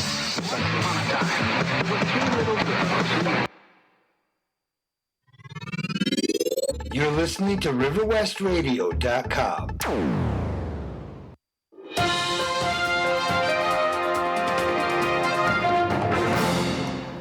This, according to the Huffington Post, serious spillover clashes in Lebanon, and there's an escalation. This out of Beirut. Security officials say fresh clashes have broken out in northern Lebanon between supporters and opponents of Syrian President Bashar Assad's regime. The fighting in the northern Lebanese city of Tripoli is a spillover from Syria's civil war. The Lebanese officials say 2 people were killed and 17 were wounded on Friday as gunmen from a Sunni district opposed to Assad battled firefighters from a neighboring Alawite area populated by supporters of the Syrian president. The officials say automatic rifles and rocket-propelled grenades are being used. They spoke on condition of anonymity in line with regulations. The latest round of fighting first erupted on Monday. At least 15 have been killed in the city this week, and more than 100 have been wounded. Moving on to even more lovely news. Apparently there was an Empire State Building shooting, which is basically a suspect with what CNN describes as a large gun was killed by police after he apparently shot 10 people outside New York City's Empire State Building this morning. Witnesses described the weapon as a sawed-off shotgun. Police say the shooting is not terror-related. Quote, the Post said the shooting stemmed from a dispute between co-workers. The paper's website said it was unclear what sparked the deadly argument, and that, according to the Washington Post. New York's Mayor Michael Bloomberg will undoubtedly exploit the tragedy and call for further restrictions on the Second Amendment. Make no mistake, anytime we have a psycho killer go out there and do something, that's immediately a pretense to come along and grab our guns. Government gun grabbers will once again emerge from the woodwork and call for outlawing firearms as details of the murder swirl around a sensationalism-hungry establishment media still salivating over the Sikh temple and Colorado theater murders. Just stay tuned for that. BBC and war crime cover-up controversy. This is going to be great. We get to bust the BBC today. I'm going to take a short break, come right back, and report on that. Isn't that interesting? We get to actually bust another news station. At least we're never going to be busted for war crime cover-ups. I hope not, but I'll tell you, the BBC is not what it used to be. I used to have great respect for them as a reporting agency, and now that they've become globalized and nationalized and internationalized, it's not a good product what they're selling in the U.S. and other countries. It really isn't. Not anymore. Was it you that was? Yeah, it was you that was saying that they report a different version of the news. Yes, I was talking to you about some overseas friends that I have who would like to contribute some stories so that we can let our listeners know the way that some of the same stories are processed and handled very differently in the European venue there. So I'm looking forward to that. I'm checking every day to see if those have come, and we're going to be lucky enough to get articles from the Irish Independent newspaper. All right. Well, I'm looking forward to that. Absolutely. Have you heard from them? No, I will have to check. I did leave a very excited phone call earlier this week saying, please bring it on. We're hungry and eager. Oh, you don't email them? I bet you get quicker response email. No, I don't. But you know what? Some of these things are not online because I had thought about going right to the source itself. But, this is a smaller country and a lot of these sources are not online. I'm just saying the price of an international call, that's still not cheap these days, is it? Wow. We use the mail, though, too. All right, we'll be right back. I'm Michael Wordsworth, sitting in with Caitlin Redding. This is Breaking Down the News. You're listening to RiverWestRadio.com.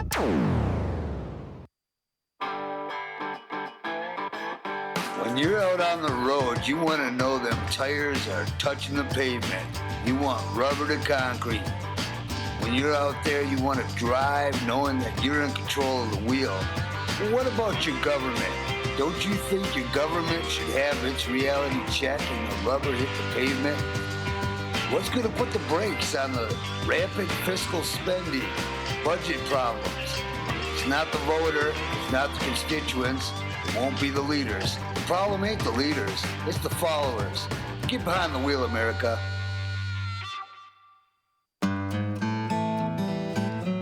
Are you tired of commercials always telling you that you're tired? When you know you're tired because you wake up early and go to bed late, and every moment in between is spent trying to figure out how you're going to make the next dollar. Well, you're not alone. Millions of Americans are walking around in a sleep-deprived, zombie-like state, amplified by psych meds and pharmaceuticals found in their drinking water. So just be glad you're not one of them, unless you are, in which case I'm sorry you had to hear this. But wait, there's more. If we keep at this current pace, we will surely lose our democratic republic and soon be standing in food lines for the poisonous rations the new totalitarian government will hand out. Don't delay. Get involved. Get informed.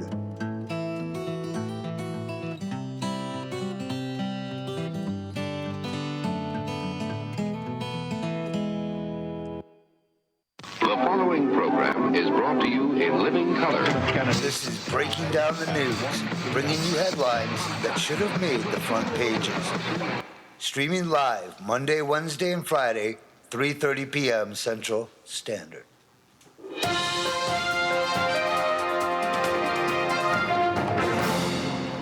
Haha, busted. The BBC in war crime cover-up controversy. Broadcaster lies in claiming its reporter didn't characterize forced suicide bomber incident as war crime. This article for Paul Joseph Watson, Infowars.com, Friday, August 24th, 2012. The BBC has dug itself a deeper hole in the aftermath of a censorship controversy which saw the broadcaster pull a video about Syrian rebels forcing a prisoner to become an unwitting suicide bomber, with the BBC claiming its reporter never characterized the incident as a war crime when in fact the opposite is true. As highlighted yesterday, a video clip showing a prisoner being made by Syrian rebels to drive a truck full of explosives to a military checkpoint in Aleppo was pulled from both the BBC website and the official BBC channel on YouTube hours after it was published. Bloggers were able to capture and upload a copy of the video, which can be viewed below here. It's radio, so I can't show you the particular clip.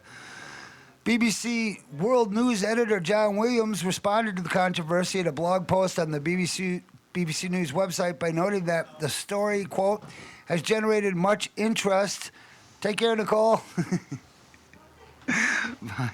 Has generated much interest across the Arab world and beyond. Though Williams fails to address why the BBC has sent the story down the memory hole, he does attempt to explain away the fact that the events depicted in the footage clearly represents a war crime, noting that the attempted murder of a captive has been defined as such by Amnesty International. Our friends. Our friends at Amnesty International. Well, hey, they're at least saying that an attempted murder of a captive is a war crime. I would agree in principle. I mean, let me just break down this article. Basically, what we're talking about here is the rebel forces that are often portrayed in our media as these democratic peace fighters against the evil tyrant Bashar al-Assad. Well, these rebels have been burning Christian churches, Alawite Christians. They've been massacring people in villages.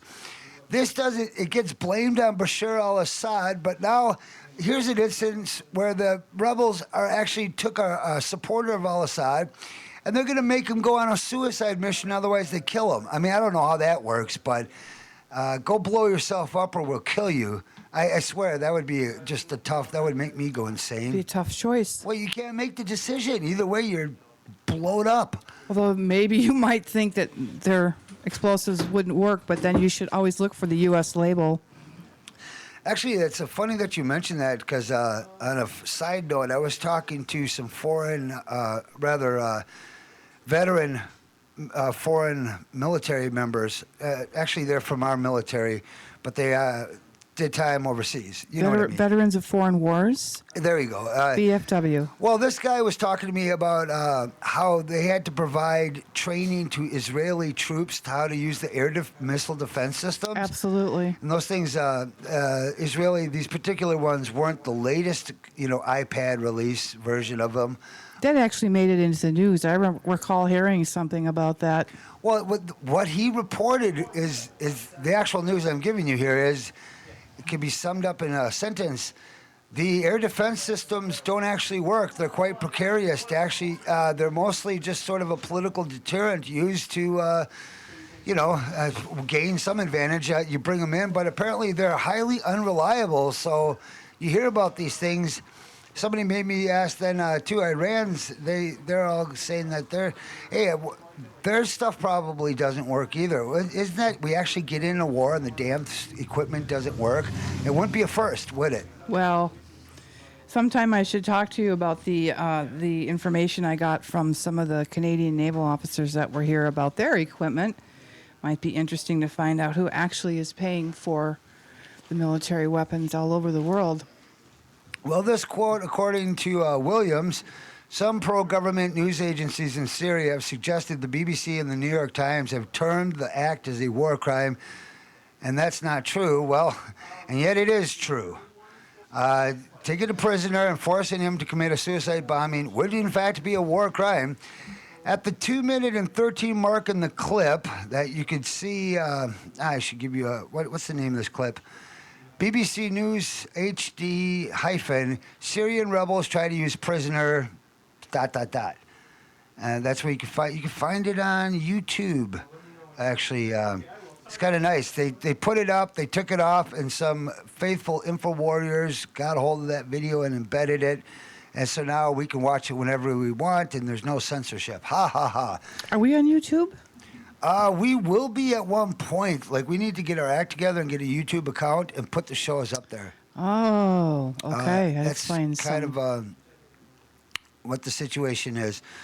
So why is the BBC lying and claiming they didn't characterize the act as a war crime? Perhaps it's because their removal of the story constitutes covering up for a war crime. Maybe it made the lawyers and senior editors nervous. I don't know. Recall that this is not the first time the BBC's been caught manipulating reports of events in Syria to push a pro-NATO regime change agenda. Back in May, InfoWars exposed how the BBC has used a years-old photo of dead Iraqi children to depict victims of an alleged government assault in the town of Hula. The photographer who took the original picture, Marco Di Loro, posted on his Facebook page, quote, "Somebody is using my images as a propaganda against the Syrian government to prove the massacre." Di Loro told the London Telegraph he was astonished. The BBC had failed to check the authenticity of the image. The BBC's excuse for removing the shocking story about how Western-backed Syrian rebels are using unwilling prisoners to carry out terrorist attacks is shaky, to say the least. Quote, this is the response from BBC. Under the terms of the agreement with the New York Times, we only had the rights to use the material on broadcast outlets. However, the material was used online in error. As soon as we realized the error, we immediately took steps to remove the online material. All right, so now we're being asked to believe that the world's largest news organization doesn't have a procedure in place where it checks with other major news organizations before using their material. Well, unfortunately, I can believe that's possible. There are idiots everywhere, and I certainly could not believe that the BBC would be idiot-proof either. I'm sure people don't check. I think there's an overall attitude of laziness and lack of pride and lack of responsibility in one's portrayal. Well, even if we were to accept this dubious explanation, the fact that the BBC is now openly lying to its audience and claiming its reporter never characterized the incident as a war crime, when the opposite is true, emphasizes once again how the NATO-aligned media is desperate to uphold the image of Syrian opposition forces as glorious freedom fighters, when in fact they're being led by al-Qaeda terrorists. while metering out acts of brutality on par with anything Assad's forces have been accused of. Bunch of hypocrisy, and I guess basically what it is this correspondent got wind of this news article, reported that this was a war crime, rightfully, and then Absolutely. later said that, no, we didn't say that. We didn't say, the rebels are good. No bad PR for the rebels. I mean, why? You know what I don't get about these people is if you were going to do really good propaganda, I know most people have the education of a 12-year-old. That's what the main local news is for a 12-year-old. I think that the Journal is rated at 6th grade reading level. But what I don't get is they're so blatant with their propaganda. They could even, why couldn't they just report that, oh, see, you know, even though we're for the rebels and we hate Assad, occasionally, yeah, bad things happen in war and you got to crack some eggs to make an omelet kind of thing. But they don't even want to do that. They just, the rebel fighters are wholly sanctioned Vatican, they're just sanctioned, they're immune. Well, it's a time-honored process. I mean, go back many, many years. Certainly, we've heard throughout war reporting that we've heard of stories of old pictures being recycled that from events that took place maybe halfway across the world in a different area. So that's certainly nothing new. These tactics, I think maybe they just think that enough people fall for them that it's okay to push it, or they just don't care. Maybe they don't care. Maybe they get away with it so much that what they get caught at is, you know, oh, oops. They don't get too upset about it. And this just in, government war on drugs expands. This on August 24th, 2012 from LouRockwell.com. Back in February 2011, Lou Rockwell wrote about the newest drug that nanny statists were concerned about, bath salts. He called his article, "The War on Drugs is Expanding." Now he sees that President Obama has signed legislation that bans bath salts with the support of most Republicans in Congress. The new law also bans synthetic marijuana, classifying both substances as Schedule I drugs. Possession or sale of bath salts or synthetic marijuana is now punishable by up to 20 years in prison. Sieg Heil! Mein Führer, thank you. I'm sorry, I had to react that way. What is synthetic marijuana? Synthetic marijuana would be the K2 stuff. It doesn't have THC in it. I'm just my guess. There's two types that I could think of. There's the cannabinol, which is a cannabinoid extract that's made into a pill form. Interesting. Because smoking it isn't good enough for you. The pharmaceutical companies don't want to sell bags of weed. They want to sell bottles of pills. Of course. Bottles of pills, no Longer matter shelf how life. bad, OxyContin doesn't matter. Those are acceptable. Bags of weed are not. And, the ban is part of the Food and Drug Administration Safety and Innovation Act. When it originally passed the Senate by a vote of 96-1, only the socialist Bernie Sanders voted against the bill. The bill was amended in the House and then passed by a voice vote. The Senate then voted 92-4 on final passage. Oh, my goodness. 3 Republicans joined Sanders in voting against the final version. Not sure why Senators Burr, Coburn, and Paul changed their vote. But I guess here you heard it first. Bath salts are officially illegal as soon as this goes into effect. Would this constitute a blue law? It is kind of weird. I mean, it's kind of like, how does that... You mean a blue law that Caitlin's talking about is like you can't buy baking cookie sheets on Sunday. You can't buy a car. Well, it in the depends. state of Wisconsin. I was thinking of Texas blue laws. Oh, I don't okay. even know Wisconsin Oh, blue Wisconsin. laws. But, that's why we don't do car sales on Sundays. I'm from Texas, y'all. And out there, we couldn't. You couldn't buy beer in our region. You had to drive to the next county, and you couldn't buy a cooking sheet on Sunday because of a blue law. It was against the Sabbath, even though the Christians celebrate their Sabbath on Sunday, but traditionally, according to the Jews who did start the Sabbath, Yes, the whole because Sabbath thing, is really not a Christian thing. it was on Saturday. Yes. Yeah, so I mean, Sundown Friday to sundown Saturday. yeah, very good. 24 hours. Not many people know that. Oh, you've got to be kidding me. I thought that was a pretty common fact. Oh, it is, but geez, I mean, in a world of ignorance, that's... So fun blue laws, like in the state of Kentucky, married couple cannot have oral sex. That's illegal. A married couple? Cannot have oral sex in certain counties in Kentucky. Isn't that interesting? You know, I mean, I could even understand maybe a law that said you can't have don't have oral sex and talk about it in public. You know, maybe like, yeah, I was First Amendment rights, Yeah. freedom of speech. I prefer, We're just going to ban the act. We don't care if you talk about it. well, no, I mean, it wouldn't be an appropriate topic for Of like a course not. family sitting next to you at the restaurant. I agree. I mean, good Lord, but Other blue laws, can't buy alcohol on Sunday until after 5 p.m. There's just a variety. That isn't a Wisconsin blue law. The car selling thing is the one that most of us know about. But there are certain things that just don't happen on a Sunday in this culture here. we So need blue laws, red laws. I don't know about red laws. Well, why do they call them blue laws in the first place? You know, that's a good question. I don't think I know the history behind that, but you know, we were talking about maybe the interesting histories and definitions of words, and I think what I will do is make sure I get the blue law explanation, just like we just found out today why milk is pasteurized. It's to prevent the passage of tuberculosis.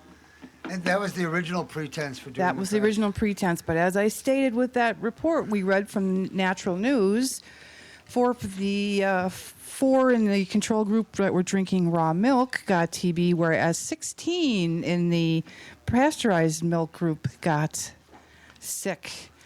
Seems to me it may not be the cows these people have in common as much as maybe human error. We are responsible for a lot of things. So, Michael, would this be a good time for me to maybe update people on some other changes in wording? Break up that rag, the New York Times. Yeah, Let's hear about yes, and I'm just disgusted there was nothing in the New York Times about the Empire State Building thing, but if that had happened early this morning, I do not have the final edition of the New York Times National, so I will forgive them this time. On page A16, the headline actually states, candidates stumble on a distressing crime. I think that's really just the lead-in, doesn't really have very much to do with what the story is. But since we frequently, as a population, miss the updating of legal terms, I thought this might be a timely thing to read. Definition of rape is shifting rapidly, and this is brought to us by Ethan Broner. When Representative Todd Akin of Missouri said in an interview broadcast on Sunday that rape victims rarely get pregnant, he's got that new evolutionist history going on there. He set off an outraged national discussion. Embedded, if unexamined, in all the talk is the rapidly shifting definition of rape. Here we go, folks. The history of the derided but long-standing term forcible rape and widely varied databases on sexual assault. To dispense with the easy part, the most serious analysis of pregnancy resulting from rape, a 3-year study of more than 3,000 women. Wow, that number is just depressing, isn't it? Published in the American Journal of Obstetrics and Gynecology in 1996, wow, found that 5% of the women of reproductive age who had been raped became pregnant. Let's see, 5,000 or 5% out of 3,000. Well, that sounds like 5% too much. But 5% out of 3,000 would actually be 150. It would be nice if they actually had the rating for all pregnancies, not, how many out of 3,000 would get pregnant on a normal occasion. Who knows? There might be something to what he said, but that's not the issue here. The issue here is how legally the term of rape is being watered down, changed by not just federal law, but also by states. Let me continue with this.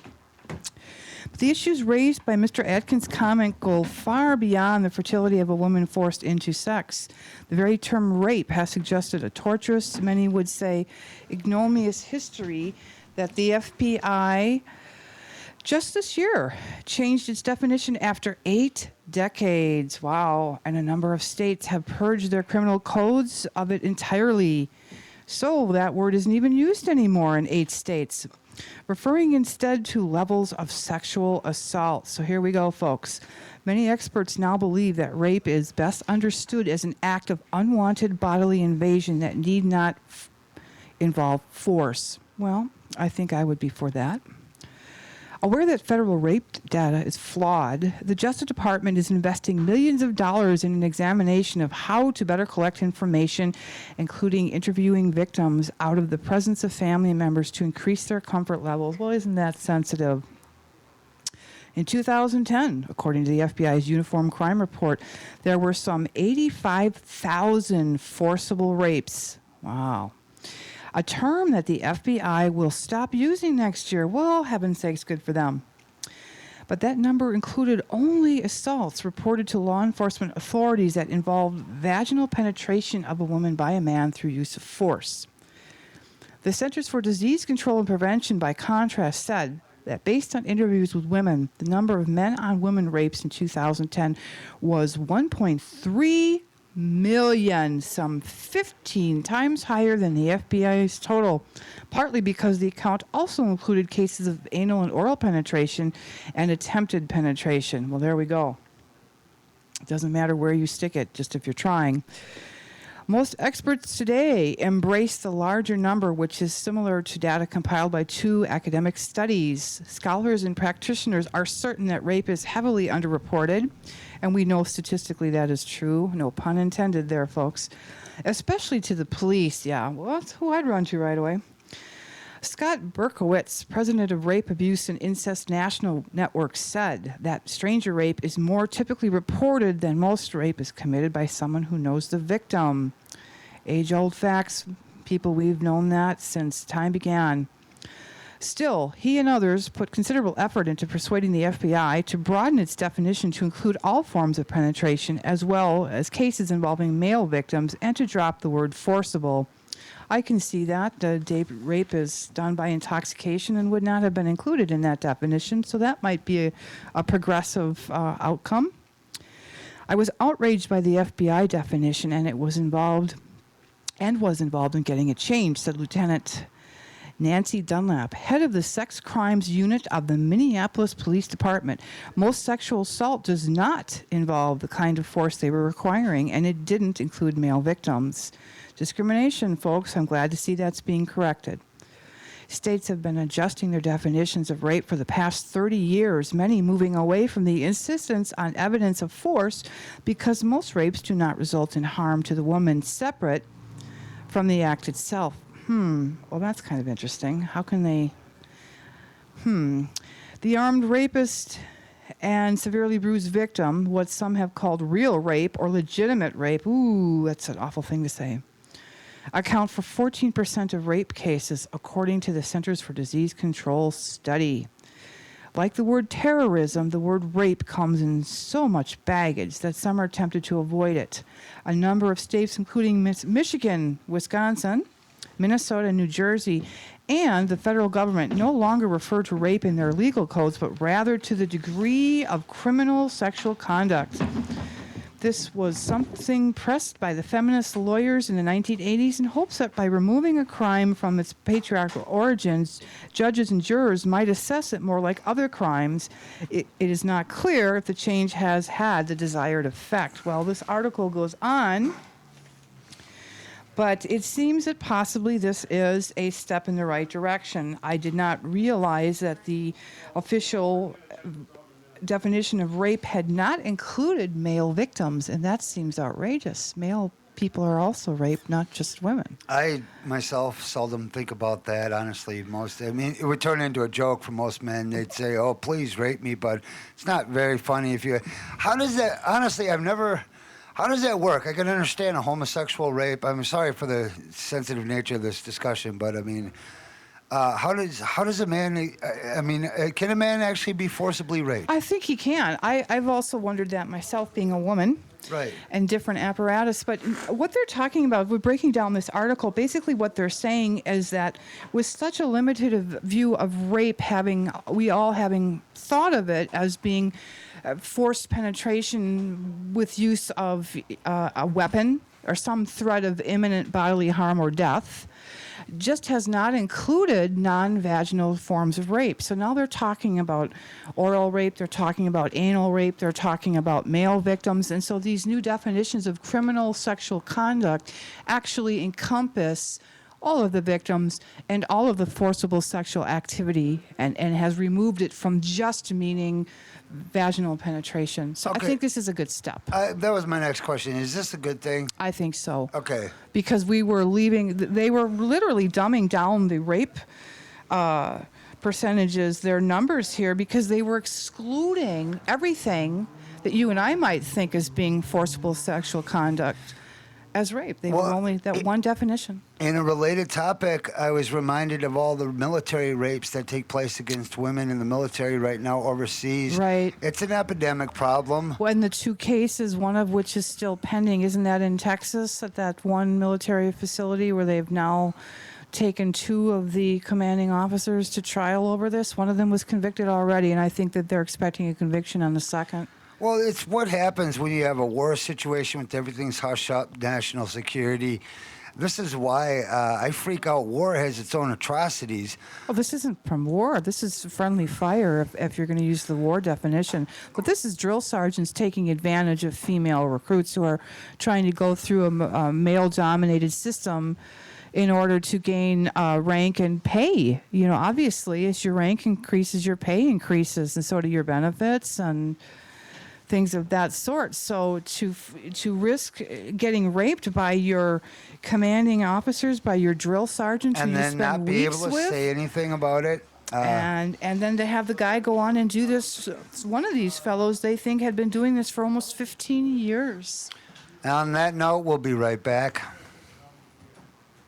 The following program is brought to you in living color.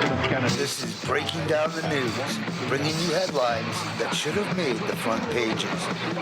Streaming live Monday, Wednesday, and Friday, 3:30 p.m. Central Standard.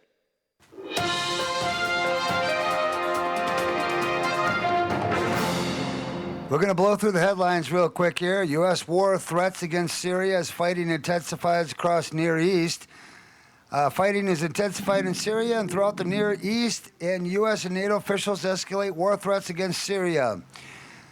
You know, if I read a funny version of that headline, more money being spent on war apparatus, more war profiteering goes on, while Americans still don't know exactly where the hell Syria is. Anyhow, moving on to other headlines. French President Hollande, that's Francois Hollande, meets U.S.-backed Syrian opposition. On Tuesday, French President Francois Hollande met with officials of the Syrian National Council. That's all in a move to roust Bashar al-Assad in the latest attempt of the American foreign diplomacy to roust out sovereign leaders of their countries. There's a new poll, data point to vast social polarization in the U.S. A survey released by the Pew Research Center adds to details the picture of an American society divided sharply along class lines, dominated by growing social inequality. No kidding. Moving on to other headlines, U.S. to expand anti-missile system in Asia. Probably the good news is it doesn't work. North Korea is Washington's stated reason for constructing anti-missile systems in Asia, but the real target is China. That's true. That is true. BHP mine delays signals ends of Australian mining boom. BHP Billington has shelved its $20 billion Olympic Dam mine expansion plans in South Australia, triggering considerable nervousness with the Labour government. This out of Quebec. Thousands protest Liberals' tuition hikes, user fees, and privatization. The large turnout in Wednesday's demonstration attests to the fact that the youth and workers are as determined as ever in their opposition to the Liberal government. Right-wing agenda. How do you have a Liberal government right-wing agenda? I mean, Liberal right-wingers? No, and they don't have a Liberal government in Canada. You know, that's really bizarre. What a bizarre, you know. Where is this story coming from? Oh, God. You know, it's actually, believe it or not, I'm getting this news from the World Socialist website. I am not a socialist myself. Maybe we're discovering another bent now in the news reporting. Well, the thing is, these guys usually are right on with their reports. And it's just funny to read. Here we just encounter an article about, they're saying Canada's the Liberal government right-wing agenda. I mean, it's kind of confusing, but I mean. Well, I guess anybody can be liberal, even a Republican. I just like the World Socialist website. Sometimes they report the stuff that the mainstream won't, and that's why I go there. I'm not for their cause. I mean, socialism runs on the back of taxpayers that can't pay for it. So I don't know how the hell you ever think it's going to work. We're never going to get along in this sense, but whatever. That's for history to decide and figure out. They've got some, their headlines are like Russian governor deploys Cossack militia against immigrants. It's kind of interesting. I mean, you wouldn't even hear about this. The governor of the southern Russian Krasnodar region, announced he intends to deploy a Cossack militia against illegal immigrants from the Caucasus. Here's one. Pilots union pushes through restructuring plan at Air France. Yeah, of course, they're going to have a lot of union news in here. I don't know why even... the Catholic Worker is sometimes also a good source of unusual stories. Let's go over... Oh, here we got the top stories right off Google. The Empire State Building's made massacre. What do we don't even have a name for that thing. They're talking about the history of the Empire State Building, and as long as somebody's been gunned down there, let's just go back and talk about it now. Sure. We'll see how that develops. I'm sure they're going to that's going to be a gun rights an NRA issue. Let's see. Romney says birther joke wasn't a swipe at Obama. Who gives a? I don't care. I'm just blowing away the some of the top headlines here. Norway gunman declared sent away to prison. Oh, the guy that blew away Anders Behring Breivik, Von Anders. I don't even know what the hell his name was. Is that the guy that killed that teenager? No, wiped out a bunch of people on a little camping island. This is about 2 years back. Apparently, I didn't hear about this one. They declared him sane. Yeah, anybody that goes and kills all those people, you got to really question in what way are you sane. But I guess they're determining were you conscious of what you were doing? I mean, well, most people have a knowledge of good or evil, but if his living construct works for him and he's able to determine right from wrong, he wouldn't be insane in his world. Oh, here's an article from out of World News. Iran covering a building. The IAEA, the International Nuclear Regulatory Commission, basically wants to check out why there's a pink-colored material covering a building at a sensitive Iranian site. Oh, my goodness. They're covering... Our satellite photos can't see you through this pink cloth. Oh, no. And if you're going to hide something, would you make it freaking pink? I mean, I don't know, but you know why I mentioned this article? Because this is all building up. We got to convince the American public that the Iranians are the new enemy and that we have to attack them. And, of course, whereas most people don't know that Iranians are Persians, they're not Arab. No, they're not. They're actually Shiite Muslim. Some of them are, not all of them. Well, not all of them. That's a good point. That's a small faction, and the I'm ones sure that are some not. of them still worship Baal. Son of Darius. We're Baalists. It's like, what? That God's been dead for centuries. That's okay. We have so is right. yours. You're still worshiping yours. Okay. Shut up. Ours rose from the dead. He's with us now, right now, blessing every war and corrupt, evil action going on. It's. Well, let's bring it back to national headlines. Again, scanners fail at airport tests, so shoes must come off. Here's the biggest news story in the New York Times. The total suckasses, the TSA? Yes, okay, after spending please. millions to test them, the Transportation Security Administration has rejected 4 scanning devices that were intended to allow airline passengers to keep their shoes on at security checkpoints. Apparently, this story was so important that it actually needed space on another page. You know what? I got a better one for the New York Times. Instead of running that one, they could have also mentioned that since the TSA has been, since 2002, definitely since 2004, the TSA has now been busted for 2,500 separate criminal incidences, meaning 2,500 separate TSA workers have committed crimes that were arrestable offenses, actual breaking real law, not fake plastic badge TSA laws. Actually stealing things. Yeah, not trying to smuggle in a jar of Vaseline that's too big. Some people like to jack off when they go on vacation, and it's like, they won't let you bring in you have to buy your Vaseline at the next place. Anyhow, I don't even know why I mentioned that. But I don't either. It's Friday, folks. It's Friday. It's overcast. Nice day out, though. Hey, but now seldom reported. I mean, basically, you have 2,500 arrests, including, just right off the top of my head, LA Times reported how a big drug smuggling operation was going on through the TSA. Interesting. Congresswoman Blackburn busted out with how they're pedophiles and criminals. And you know what? When if you are a criminal, a psychopath, or a pedophile with a criminal record, you should go apply at the TSA. Yes, please go apply. It's true that they go through a rigorous screening process, but that's only to confirm that you are, in fact, a criminal. And then you pass. And then you pass, and then they want you to work there. That's They how want it you to goes. screen us, to search us, to handle our luggage, to go through our belongings. And again, is it necessary to get groped in the interest of national security? I pointed out earlier, this whole thing is an experiment to see how much bullshit we'll take. Can I put it any plainer?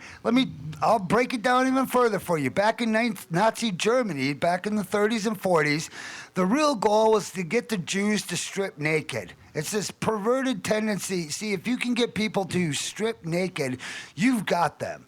Basically, there's nothing they won't do after that. It's the final human indignant act. The humiliation. To be forced to strip naked. And basically, the TSA is doing that in measure. They are slowly trading you for a time when, we're going to have to do cavity searches of all the people sitting out here right now just because it's a national security threat. But let me ask you, what is the real threat? The terrorists? Where are they? Since 9/11, we haven't had one freaking terrorist attack. Well, that's my concern, is why people do allow this when I don't think we have any legitimate real stories. No, it's been confirmed that the FBI has consistently foiled its own terrorist plots. Now, one of these was actually genuine. I'm not saying anything. Foiled their own plots. This is documented. The mainstream media talks about it all the time. Not one instance was an actual terrorist. I believe you. In Europe, they laugh at us. Where we are, Americans are the laughing stock internationally. When you go through airports, heck, I was in Holland. I've been, in other countries, and you don't go through anything like this kind of humiliation. No, people coming from communist China come here and they're like, my God, you guys are worse than communist China. Yeah. And that's what Isn't that America, amazing? home of the brave, home of the free. See, we're too egocentric in this country, and we don't really have a good view of how we are viewed. We're becoming the home of the coward, home of the slave. That's what we're becoming, and we don't get it. But it looks like we're going to have Ingrid's Inspirational Hour coming in. She's got a new musical guest with her, and this is great. They didn't get to play last week because we had some technical difficulties, so pulling out of here, I don't know. I mean, we could read more depressing news, but we'll be back on Monday with more depressing news. Well, we can end on a less depressing note if you... All right, Kate, give us a less depressing note. Okay. Other than Ingrid's Inspirational Hours Ingrid's coming in to the house. to Excellent. Ingrid in the house. Yes, wonderfully. So here is some inspiration for us to end our broadcast. Come see the talent showcase from the radio personalities of River West Radio at Linneman's at 8 p.m. Friday, September 28th, when we will be doing I guess you'd call in-house talent fundraiser. Very good. I myself will be there. Caitlin will be there. I'm sure Ingrid will be there. I hope so. All the other guest host callers and people that support community-supported River West Radio. So mark that on your calendars. Friday, September 28th at 8 p.m. at Linneman's, which I believe is on Locust and... I should is know that this. Wheel? Is Linneman's on Locust and Wheel? The guy sitting on the bench that we totally don't know says he doesn't know either. It's hard to get good help. I think that's the first street west of Humboldt, so I believe that's Wheel, Linneman's, Locust and Wheel. And if we're wrong, well, call us and tell us. No, if we're wrong, declare us mentally defective, put us on psych meds, and lock us away. That's what the proper response for the Department of Homeland Security is. I'm Michael Wordsworth with Caitlin Redding. We're pulling out of here. Ingrid's Inspirational Hour is going to be inspiring you in about 2 minutes. Peace out, everyone. Happy weekend. The following program is brought to you in living color. This is Breaking Down the News, bringing you headlines that should have made the front pages. Streaming live Monday, Wednesday, and Friday, 3:30 p.m. Central Standard.